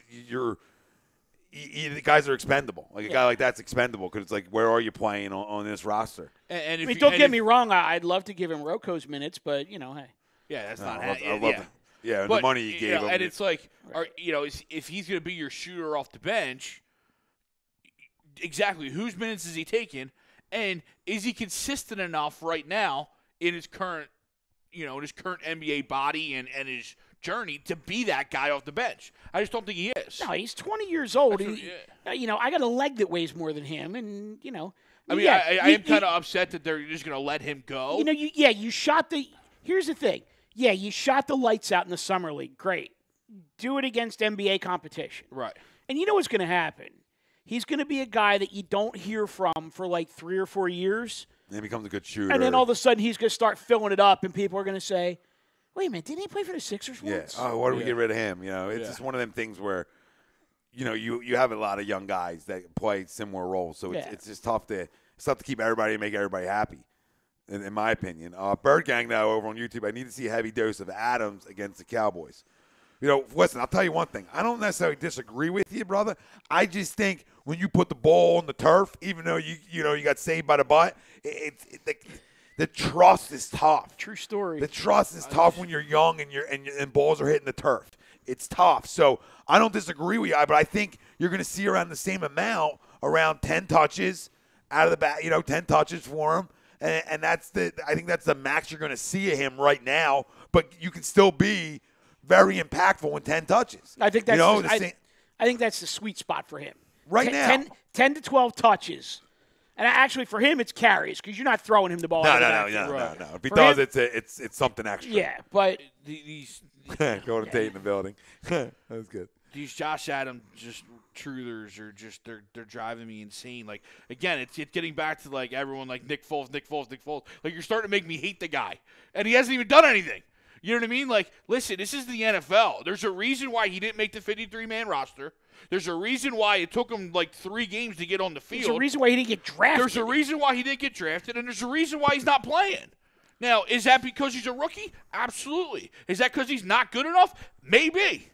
You know, I'd love the 10 touches, you know what I mean? The 8 to 10, 8 to 12, perfect. But let's stop hammering for a guy that we don't even know yet. Like, if Sproles comes back and he's healthy, like, is there really a question on who you want? Josh Adams? Are we going to really cry over But Josh see, Adams? You know what I mean? Are you mad that his touches are going to go down big time? No, because you're getting a playmaker. But here's the problem: is that everybody sees what happened with Corey Clement last year. You know, local kid, went to the big college in the Midwest, didn't get drafted, comes in, winds up having a really nice season, and they think that you can just automatically duplicate it with this kid. But he's an entirely different type of player. And a guy who had a good season last year in Corey Clement isn't having a good season. Isn't so good right now. You know? Exactly. And you can't go to the GM and say, we don't need a running back, and then you don't produce. You go 22 for 58 over that stretch. I mean, that's not good enough. That's not a pure runner to me. That's a guy who needs space to be able to do what any back can do in space. Now, do I think he's a threat out of the backfield? Absolutely. I still think he brings that to the table. But the running game, him running the football out of the backfield, there's a lot to be desired there, in my opinion. Now, Wendell, I like better than the other two because, his fumbles obviously isn't an issue, and, I think he runs hard. Now, is he special? No, absolutely not. But, Josh Adams is, I guess, out of them three, is my second favorite getting a handoff out of the backfield. But when Sproles comes back, he becomes the third, which is fine because he can be used in spots for 5 carries late in games as sort of your mow down if you can hold on to the football. Well, I got something I want to address here real quick, too, because it's kind of along the same lines of what we're talking about. Zill Jones in the YouTube chat said, I want to see Clement get some more touches. And then Me of Everything says, what's up with Clement? I thought he was going to be a beast this year. I got no problem with Clement getting touches if they're catches. Yeah. But you go check out some Pro Football Focus. Our buddy Mike Castiglione, who's been on the show with us a couple times, he's got a stat on Clement as a ball carrier out of the backfield. You know how many tackles he has eluded this year? Let me say I've eluded more. Boom. None. He has not broken or eluded a tackle on a carry yet this year. And that's not good enough. And that's not good. That's why you don't get touches. Yeah. And you think, like, everybody goes and sits back, and it's easy for us to say it, but when numbers speak to it, when tape speaks to it, when trust speaks to it, like guys were bitching and moaning that we don't run the ball enough, blah, blah, blah. He's not elusive. Well, who are you and he trusting? wasn't elusive at Wisconsin. Like, who's Doug going to put more faith in? 11 distributing the football with short intermediate passes to make up for your run game, or handing the ball off to the 3 guys that are just guys? Yeah. Who's he going to trust more? I'm going to trust my franchise quarterback to make plays. Is that desirable after him coming off an ACL, MCL? No, and I don't think that's what they wanted. Mm-hmm. They didn't expect Jay to tear his knee up. Right. They let Garrett walk, thinking they could get one healthy year out of Jay Ajayi. That was what it's banked on. And Darren coming back. Well, both of them screwed what I think Doug wanted to do play calling wise. I think it killed him. That's why he gets snippy with the media, like, without throwing them guys under the bus. Like, you're not watching tape. You're not calling plays with me. You don't know. You know what I mean? You don't know. Yeah. It's easy to sit back and say, well, you need more of a 60-40 split or whatever the case may be. It's easy to sit back and say that. But when you have – now, okay, you could take a shot at Howie White and you go make a move. Well, maybe guys wanted too much for guys that you weren't going to give that kind of money to or whatever. But and maybe you're banking on Sproles. But we can't sit and act like these guys outside of Wendell – the only guys on the field that you trust that much, and I don't even trust Wendell that much. Here's the thing. But at least Wendell makes plays. At least there's some explosiveness. But general managers in the National Football League are not dumb. If I'm a GM and all of a sudden, Howie Roseman comes knocking at my door talking about my running backs, and I look at his roster and go, well, Ajayi's on IR and Sproles is hurt. He's basically got nothing at the position. You could have my second-string running back for a first. Yeah. I'm going to try to bend him over. And I think that's why Howie went a different direction, to try to get a playmaker elsewhere to fill that void. Sure. You're not filling a running back void, but you're filling a playmaker void. Yeah. And hoping Sproles comes back, and that's enough offensively to get you 7 to 10 more points a game. And listen, I think it is. I honestly believe if you can get 8 healthiest games out of Darren Sproles, and the hammy helps the knee too, because now it allows that to get a little stronger than it was earlier on in the year. But I'm telling you, if you go back and watch, and I'm not Mr. Tape guy, but I'm not saying go back and watch tape, but you go back and watch the Atlanta game, he won that game for us offensively because he made a couple plays in big spots to just make a guy miss that we're not getting out of the backfield outside of Wendell. And, Josh ran the ball well on Sunday, but besides Wendell, Wendell had a 53-yard run called back, not Sunday, but weeks in the past. So Wendell always gives you a little bit of that, a hope that can take something into nothing or catch a screen and take it to the house. I was going to say, did you see not a ton. Did you see they not dug, a ton? And I'm surprised that Greg, you were actually with him last night, so maybe you know if he said anything. I'm surprised Chucks didn't call out the that Doug went into the Brian Westbrook bag of tricks. But Brodo brought Westbrook and Chucks went 6 to midnight. But the screen pass that Smallwood took to the house for the touchdown on Sunday was the old Westbrook delay screen. I love it. I love that play call too. That it was like, you have the looks downfield, and then you come back to the screen as opposed to just setting up the screen right away. I thought play calling was great Sunday. I thought it was fantastic. I thought he did a great job play calling, and and I think it helps when your quarterback's getting back to being fully where you expect them to be. Now, what I love about 11 guys is the bounce back, the response, right? You started slow, and there's times in Five's career where he would start slow and have them things happen and didn't maybe rebound completely in that game. But to go from a guy who, turned the football over twice early on to a guy that was making plays and being on the money, that's what I love about him. The ability to respond in game, right, which is tough to do because when things start going wrong, it's easier to more things add on and go wrong than righting the ship. And I thought Doug did a great job. I started moving the pocket with them, getting them outside to make some throws. And I think it all combined to being, in my opinion, his outside of them first two drives, his best performance so far this year. Right.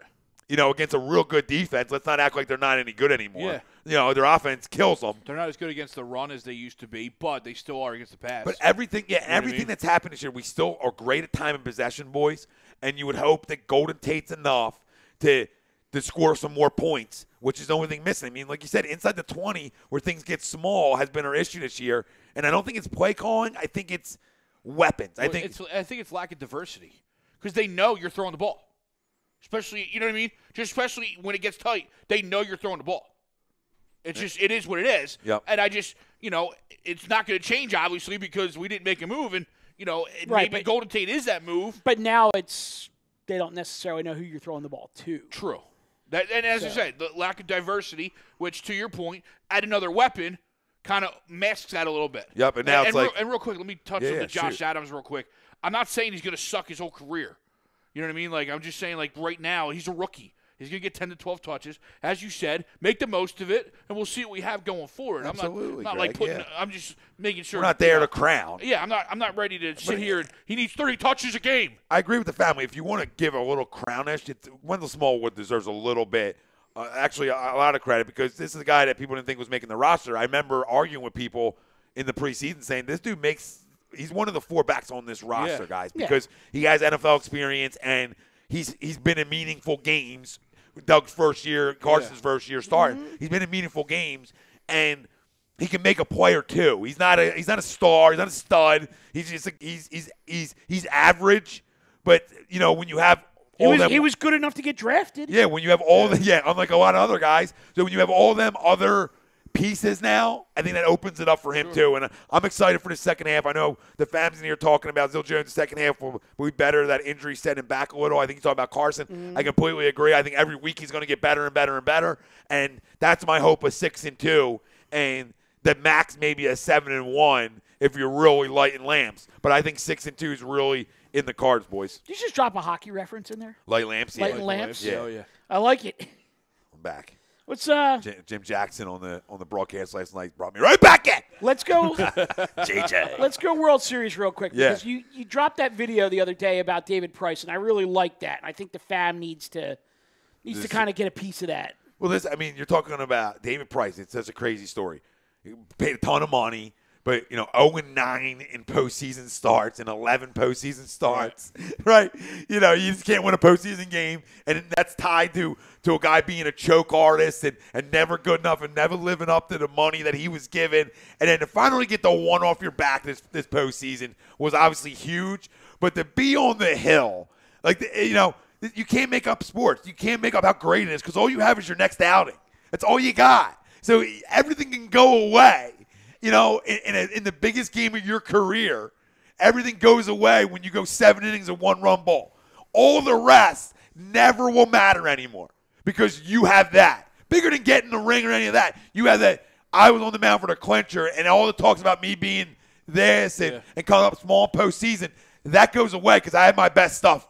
I had my best stuff in Game 5. And I absolutely love it. And credit to him because it's just being resilient. Like, it's easy to say, like I said, with Carson, too. It's easy to fall when things aren't going well. But to be able to just short memory, the confidence that Alex Cora had in to give him that start. Now, granted, you're playing with house money. I understand that. I was going to counter you for a second, but you're right. You don't want to give up games. Alex Cora talked about it all postseason. He doesn't want to give up games. Every game is as big as the next one in postseason baseball. So you don't want to give a team a win. But to put him on the mound in that spot gives that dude a ton of confidence, and he's fucking delivered, dude. Good for him. Good for him. Yeah, good for him. Cliffley up 4-0. Never had to respond. Hashtag right? never forget. It's the greatest thing about sports that there's always room for redemption. All time. Well, always. The story that I love the David Price thing, but for me, Steve Pierce is a kid that grew up just outside of Boston. I mean, the Red Sox were basically like his hometown team, the team that he grew up loving. Played for every team in the American League East, some more than once, until this year when he gets to the Red Sox and he winds up becoming the World Series MVP for, his hometown team that he dreamed of playing for as a kid. And just hit bombs. And hit bombs, yeah. And the guy I was going to sit down for J.D. Martinez, yeah. too. Like, it was a guy I was like, how are we going to get J.D. in the lineup like, in the NL? Sit Pierce down. Yeah. Good job, Tom. But to your point, like you were saying before we went on the air, like, you can't write this shit. No. Between the two of them, you can't write that. No, and I think I saw Price before the parade that I opted back in. And obviously Wouldn't you? Yeah, and obviously said I ain't going anywhere. Why would you? Yeah, well, no, I just no. It's like the Kershaw thing. Like, all right, all of a sudden, like, all right, maybe I just need to change the scenery. You know what I mean? And now that Price, now that monkey's off his back, he's like, all right. Well, other guys can look around the league. Let me see what I got. Yeah, other guys can walk around the league and say this. I know one guy that's, I believe, a free agent this year, and since we're in baseball talk for a minute, any interest in, I believe Craig Kimbrell's a free agent, correct? Yes. Well, I got a ton of fucking interest. Interest? Yeah, I absolutely have I got a ton. My only concern is a lot of innings. Is how many bullets are left. That's it. I know. I'm right there with you. My only concern. It's another Papelbon. Other than that? But can I get the same thing I got out of Papelbon for 2 years? You know what I mean? Because looking like that, for Papelbon for 2 years, he was still good. You know what I mean? Now, he started to fall off later on in that deal. The other concern, obviously, is your manager. You know what I mean? Yeah, does he have the okay to say, you're my closer? You're my closer. You know what I mean? Does he get that? Yeah. You know what I mean? Because Alex Cora is an analytical guy, but he's more for. He's more feel. Yeah, well, he says it clear that that's my guy. I lip read in the Houston series. He is a free agent. They play Houston. Yeah. I lip read in the Houston series where he was struggling in one of the games, and Cora's like, you know what I mean? I'm not taking him out. He's either going to get the outs or he's not. But to that point, who else do I got? Cora always went to him at the end of the game. Yeah, and you know what I mean? So, as analytic as he is, he's still you're a double dipper. He still was real. You know what I mean? But yes, I would absolutely, because then you could go Sir Anthony in the 8. Oh yeah, it makes you a lot better. Trimble in the 9, and you give Sir Anthony more time to develop around a guy like Kimbrell, especially the mental side. It helps huge. And Bryce Blackwell says we got to get Manny and Harper. I agree on both. Done. I am 100% out on Machado. Yeah. Why? Well, I was out on him a while back because the scumbag stuff? Yeah, the scumbag stuff. See, that's what it don't get me. There's a guy that was a scumbag in this city for 10 years, but everybody loved him. Chase Utley. He did very similar things, but because he was a god around here, everyone didn't say it. I'm not saying he was a scumbag as a human being, but he crossed that line many, many times. Name two besides the slide on the Mets. Besides the obvious one. The slide on the Mets. Every every hit batter, he was doing one of these. How many lines did he run into? I'm not saying I don't like Chase Utley. I'm just saying we had a guy that did similar things. There was but he can make up for it because hold on. He never said some of those stupid things at Machado. Touche. There's a big difference, though, between being a gamer and blatantly, putting your spikes into guys' ankles because you're a fucking sore loser. Yeah, I don't care. I'll still sign him. I'm still in. 320 and 35 don't grow on trees, so I'm in. Yeah, you know what? I'm in. Not my money. He will be booed the way Jimmy Rollins got booed in this town for not running out pop-ups. And guess what? I don't need guys that run out pop-ups. I need guys to drive fucking baseballs. Wow. You know what I mean? And as much as I'm a purist and all that, there's certain guys that I'll say, yeah, you're a scumbag, but your production's so good. You're our scumbag. Yeah, we'll take it. Go step on everybody's fucking ankle. Yeah. You know what I mean? Now, do I condone it? Absolutely not. I don't condone that shit at all. I condone hard slides all day. I condone wearing pitches and shit like that. I don't condone what he did, but I do condone 320. I do condone 3. And I'm the guy who told you guys earlier on in the year that I think Machado's a crumb. None of his Baltimore teammates liked him. This is the stuff that was coming out of Baltimore that I don't know if I'm in. But then when it came to the trade deadline, I was sold. I'm in. But I still believe he's a crumb. But I believe if you bring in a Harper, at least you bring in a vet enough to maybe You're trying to offset that. Offset it, where you got to go. You better offset that big time. Well, because he's hard-nosed but doesn't give you the production that Manny brings. They're the opposites. So let me bring both, and it can make up. So you know what? You know what my problem is with Manny right now? It's not so much the action; it's that he's fucking stupid. Because, he says stupid shit. Because you have the national spotlight on you. You're in the postseason. You're not playing in Baltimore against the Tampa Bay Rays where these things get swept under the carpet. You're playing national TV postseason. You have an incident with the first baseman in Milwaukee. Then you have an incident with the first baseman again at home, Boston in the World Series. And then you get quoted as being a guy who says, I don't really hustle. You know what I said the other day? Your agent must want to take a freaking yeah, he's Spanish. Yeah. It's I always say, if you had to tell me, Tom, you're gonna go play in the Dominican, you got to speak Spanish, you got to speak a different language. Now your second language. I'll probably say a lot of stupid shit. so I almost want to be like, did you mean that? I guarantee you, his agent wants to take a bar of Irish Spring right now and just shove it in his mouth. Call him real quick. Do you know what you even just said? Do you understand? You just said that you're not going to be Mr. Hustle. And I love it. On a contract here, you jackass. He's Spanish who grew up in Miami. Yeah. Get benefits to Dallas by name. No, I know. Nice cornrows too, jackass. Yeah, he's an idiot. But I still take him in a heartbeat. Oh, absolutely. I give it up. It does get at the core, though, that he's innate to do dirty stuff like that, not to get into heads, but because of being a sore loser. Now he's used to getting away with that in Baltimore. He does it on a big stage. It's really indicative of the character.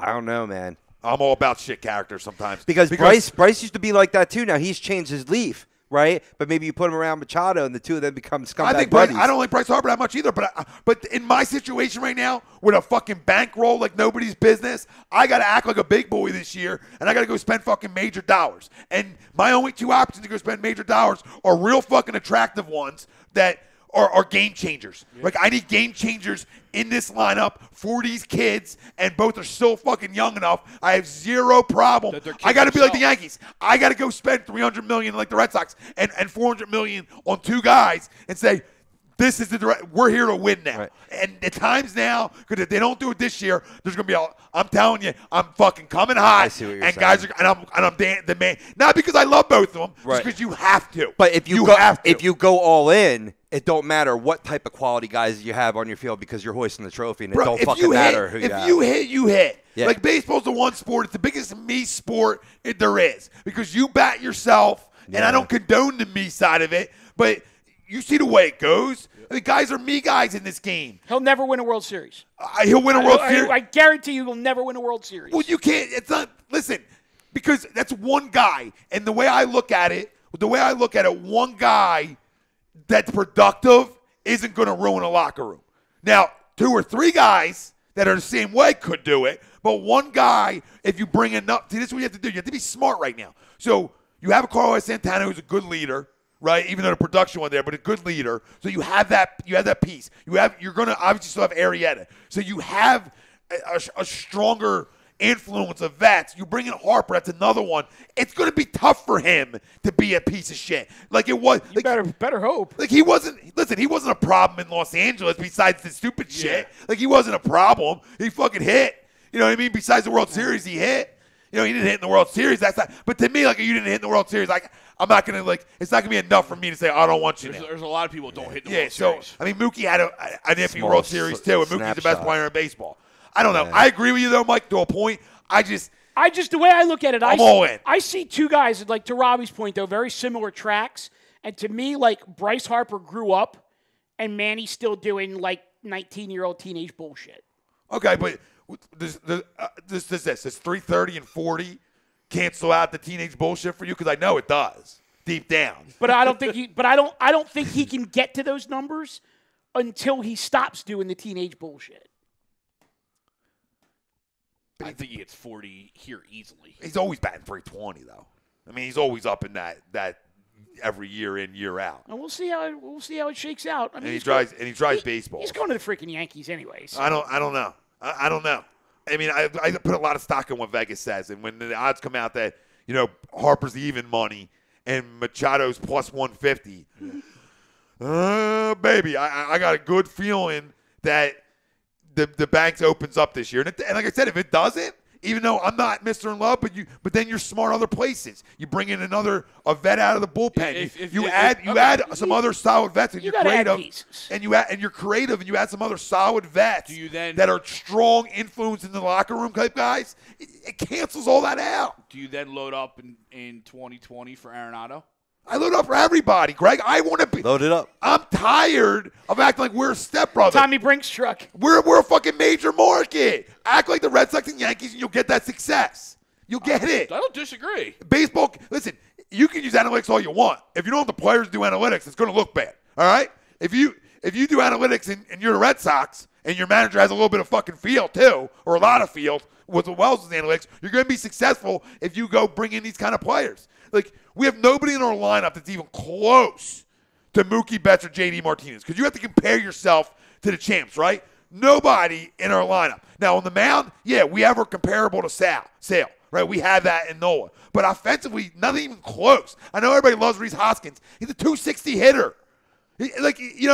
Machado comes in and he bats you 320, and it's going to make life easier on Hoskins. You bring in Harper, it's going to make life easier on Hoskins. Like, Hoskins was never going to be – he's just a power bat. You know what I mean? You got to know what certain guys are. I don't think he's ever going to be a star. I think he's a real good player. I think he's a guy who's got pop, and on a team that had nothing, he's going to look even better. But you add pieces around these kids, it's only going to jump what they do. See, I think with Rhys, if you bat him where he should be hitting in the order, which is 4-5, and you play him at first base every day, is he a 300 hitter? No. Is he a 280 hitter? Yeah. He's 280, but he's also 40. Well, with them in the lineup, too, yeah. I think that's a guarantee. If you play him every day at first base, you bat him 4th, 5th, he's 280, 40, and 120, regardless of who's in the lineup around him. Now, do those guys help him out? Oh, hell yeah, they do. Yeah, I'll meet you in the 270. But see, here's the thing. I'll meet you at 270. The bottom line, regardl's of whether it's Manny he's a launch guy, or so Harper I got a 270. or whatever, is as soon as the Comcast deal kicked in, you're in a sport that doesn't have a salary cap, you're a major market. As soon as that Comcast deal kicked in, you should have been in on every major free agent out there. Yeah. And you should be for years going forward. And I understand the Manny stuff, and I understand that there's plenty of Phillies fans out there that say, no, they're out. Just believe me in one thing. Be in on both and press this organization to be in on both. You know what I mean? Start pressing this goddamn organization from a fan base to demand that we stop just fucking printing money at the ballpark and putting it in our pockets. The times are over. You promised us when this rebuild started that by 2018, we're talking, or 2018, 2019, that we're talking to be contenders. Well, you did babyish stuff this year with Arrieta and Santana. Now it's your splash year. You know what I mean? And I'm not even done there either. Because when Trouty's done, I'm fucking loading up for him too. Loaded up. So, you know what I mean? I'm in on everybody, and I want to bid against the big boys. I think it's the time to start doing it. Because, listen, you want that ballpark to be packed every night? I'm telling you, for 81 games, if you bring in Machado and Harper, that ballpark isn't empty. It isn't No, empty. That's for sure. You want me to make that money back real quick? You'll make that money back in almost a fucking year with the amount of how expensive everything is in that park. You'll make it back real quick. Let me throw a name at you guys because I think this is a hidden gem in this free agent class that could put up almost close to this production if you miss out on one of these guys. That's Marwin Gonzalez out of Houston. I think he's a guy that can play a lot of positions. Does for everything. You, does everything, and he can bat maybe between 280 and 290. Not maybe quite the power that you guys are talking about, but what was he in the mid-20s? Yeah. This He year? can pop it. He Right. can lose a couple. I think he's a guy that could be on the rise if you move him to National League game as well. Oh, I love him. Yeah. I love him, and that's a kind of another move where you could go spend on, right? That's not going to break banks, but another move like, okay, you bring them two in, and you bring a piece like that in, another winner, you know what I mean, and another good guy. Nothing bad goes on with him in Houston, and he, like you said, he can play everywhere. I'm all in on everybody, Robbie. I got no issue with that name. That's three names right there, and I'm telling you who the best team in the NL is tomorrow. Tomorrow. Even with the two that are best. You had Gonzalez. Now you're talking you can go beat the Yankees, Red Sox, Astros. Name it. Who wants to come play us? Because we'll go anywhere and play you because we're going to fucking mash you. Because you got to hit the win in this league. You can have all the arms you fucking want. At the end of the day, you got to be able to hit the win. And the Red Sox prove that. Because they got away with they hit a lot of issues starter-wise outside of Sale because they can mash. Yeah. They hit a lot of different issues. They won 108 games because they just lose baseballs all day. I did. It's crazy. I did feel bad for Walker Buehler, though. Yeah. You know what I mean? Should have never gotten pulled out of that game. Well, I thought it was I did think it was the right time at that point. You know what I mean? Because it was just 7. What, it was after 7. But because it was like he was throwing 98 and they weren't touching him. No, you're I thought right. he was going Screw the complete analytics. game. Let him go. But I think, but that's the He's thing. the biggest over manager in sports. But no, I think he did. Second. Truth. I think he did. Well, his little cousin's here. Yeah. Well, that's the sad thing is I was getting ready to give Dave Roberts credit for a second because I'm like, all right, you got you through 7, and then Jansen's going to get you 2. You know what I mean? And but he's got to stop doing that with Jansen, man. I know. I mean, that guy's got that. Nobody's got more mileage than him and Kershaw. You know what I mean? So you have to understand that. You have to understand that they both have a ton of mileage. But real And a quick, heart issue, before too. we wrap it up, I want to real quick Sixers. I just want your guys' opinion. Before you go there, what was your question? Well, I was just going to say you were down with Marwin. I was just wanted. I didn't want to just get Tom's take. I wanted to get everybody's take on absolutely. that. I have no So issues. I figured you were had saying it right that from the start, Robbie. Yeah. You had it right from the start. No issues at all. I fucking love you, man. As my buddy on Sunday says, Tom's a flake. Yeah. Ben Simmons, what do you got? Benny. I wanted to. Well, Markel, real quick, and I know we wanted to wait a while, but better. Oh, yeah. Better. Absolutely. Agreed? Definitely showing some life. To be honest with you, I haven't seen him much. Better. Because I've been a lot of Yeah, he's traveling. better. But it's, okay. Like I said, I haven't seen much. So, for me to even offer an opinion, So the answer is to wait. it Just trust. would be pure. It would just be pure hatred because Yeah, so just trust I'm the not a 3 guy. guys who told you it's getting I'm better. not trusting you at all. Okay, but it's getting better. It's getting better. I promise you But that. again, as At I least said, he shoots as jumpers, I unlike said, the other point guard. Yeah. As I said Sunday, though, he's the number 1 pick. Sooner or later, we got to stop coddling and Well, there's 2. and looking for baby steps. You know what I liked honestly was last night when they're down 23 and Brett keeps the starters in there and basically tells them you guys need to play your way back into this. Now granted, they didn't make it all the way back, but Markel was a big part of that comeback. Run, with the second unit. And he, there was some nice penetration pull up from 12, pull up from 15, clean, and it's starting to come together. Maybe not as quickly as people would like, but there's signs, there's flashes. There is flashes, and that's why I'm still in the belief of everybody relaxing 8 games into a year that in panic mode. This team started this way last year. I believe they're going to figure things out. Ben Simmons played the worst game of his career last night. He's reluctant to shoot the basketball. He's not finishing at the hole like everybody wants to make it out like he is. So, I mean, he's putting up the numbers, and there's not many better players in the NBA in transition. I get that. But last night wasn't a good game out of him. I mean, in the terms of turnovers on fast breaks. And 11, right? Yeah, I mean, a real bad game last night. But, again, I think, we have to understand he's still a baby. Right. And you're going to have this. And as much as we say, when's the coddling over, we also have to understand that these kids are still young and you're going to get – now, Joel is just a fucking stud, right? Yeah. He's fully developed. He is who he is. He's only going to get better, right? The other two are night in, night out. Now, Ben's obviously more consistent than Markel's, man, because Markel hasn't played enough. TTP Ballin just said, Tommy, I need Ben to shoot. I need it. You cannot. It's so tough for him to drive and do the things he wants to do because he refuses to shoot the basketball. And if you think that's going to be an easy ways into the lane, like at least Markel's pulling up from 12 to 15. Well, now you got to come out and respect it, right? So now hesitation, let's go for a guy who can get to the rim. I'm telling you, be fucking careful that this kid doesn't jump him by the end of this year. We're not talking, well, who should be our starting point guard? I'm telling you it's going to fucking happen. And that's not a shot at Ben. That's the shot that I believe Markel the is debate's gonna he's Markel's getting debate, better. yeah. And I haven't seen a jump from Ben yet this year. I didn't see the jump I expected. When I talked about the best team in the East, I expected that jump. It's still early. You know what's going to happen to Ben. Still right? early, but I need to see that jump. I'm telling you right now, they're going to start playing Ben at the 4. I think they have to, dude.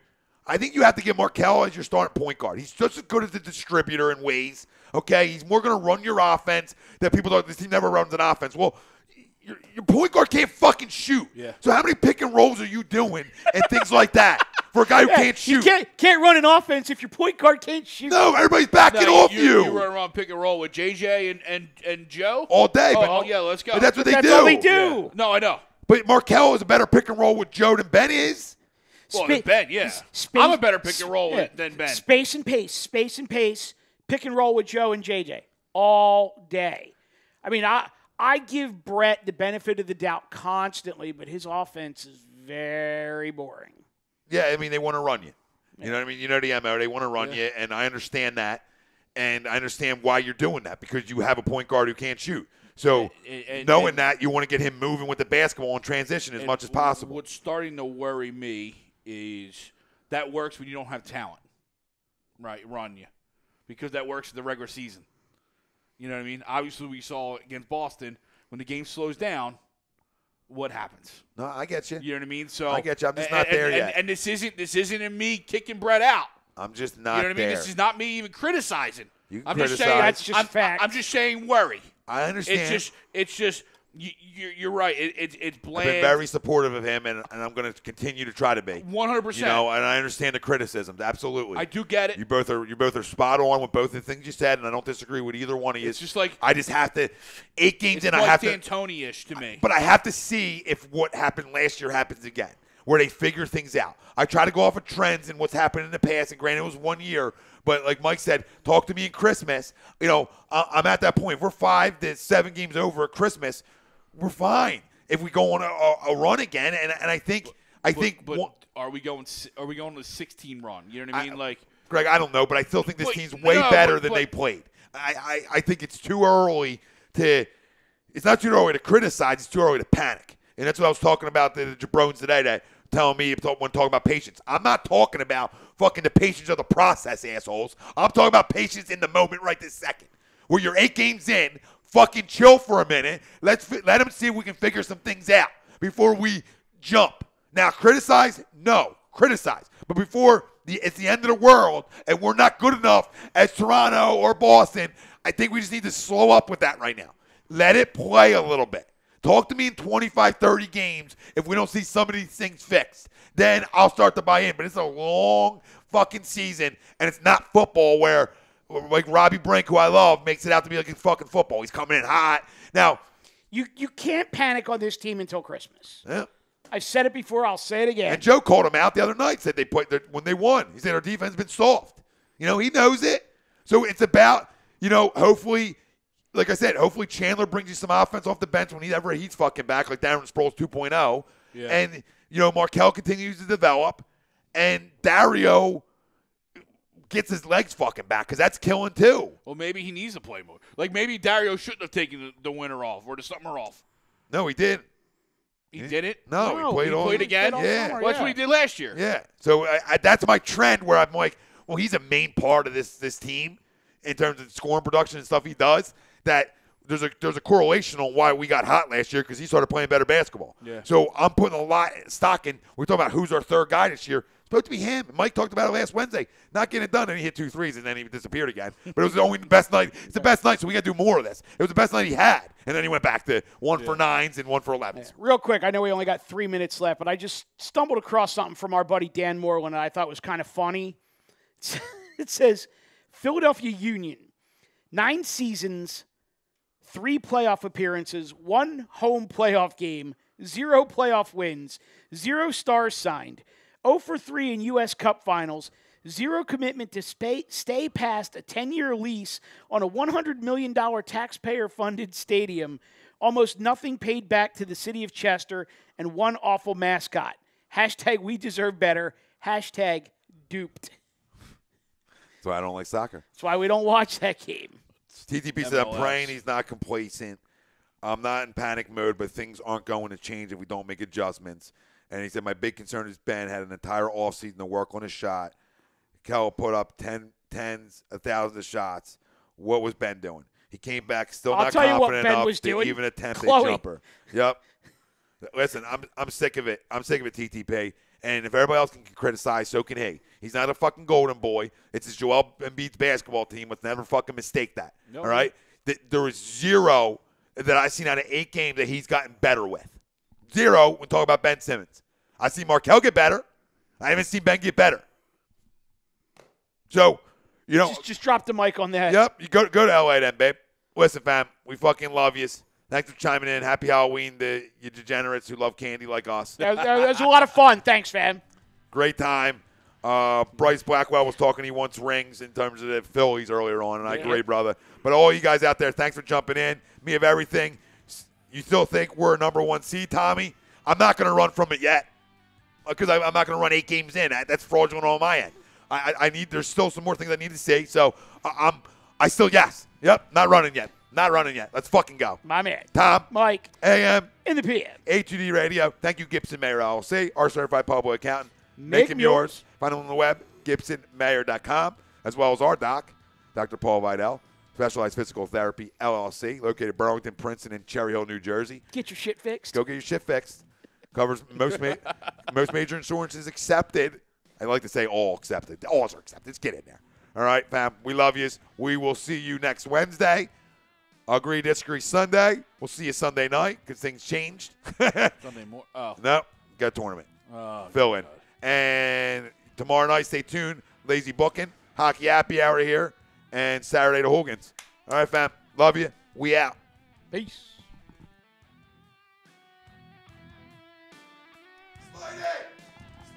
I don't know what's on Spidey. I see you, Spidey.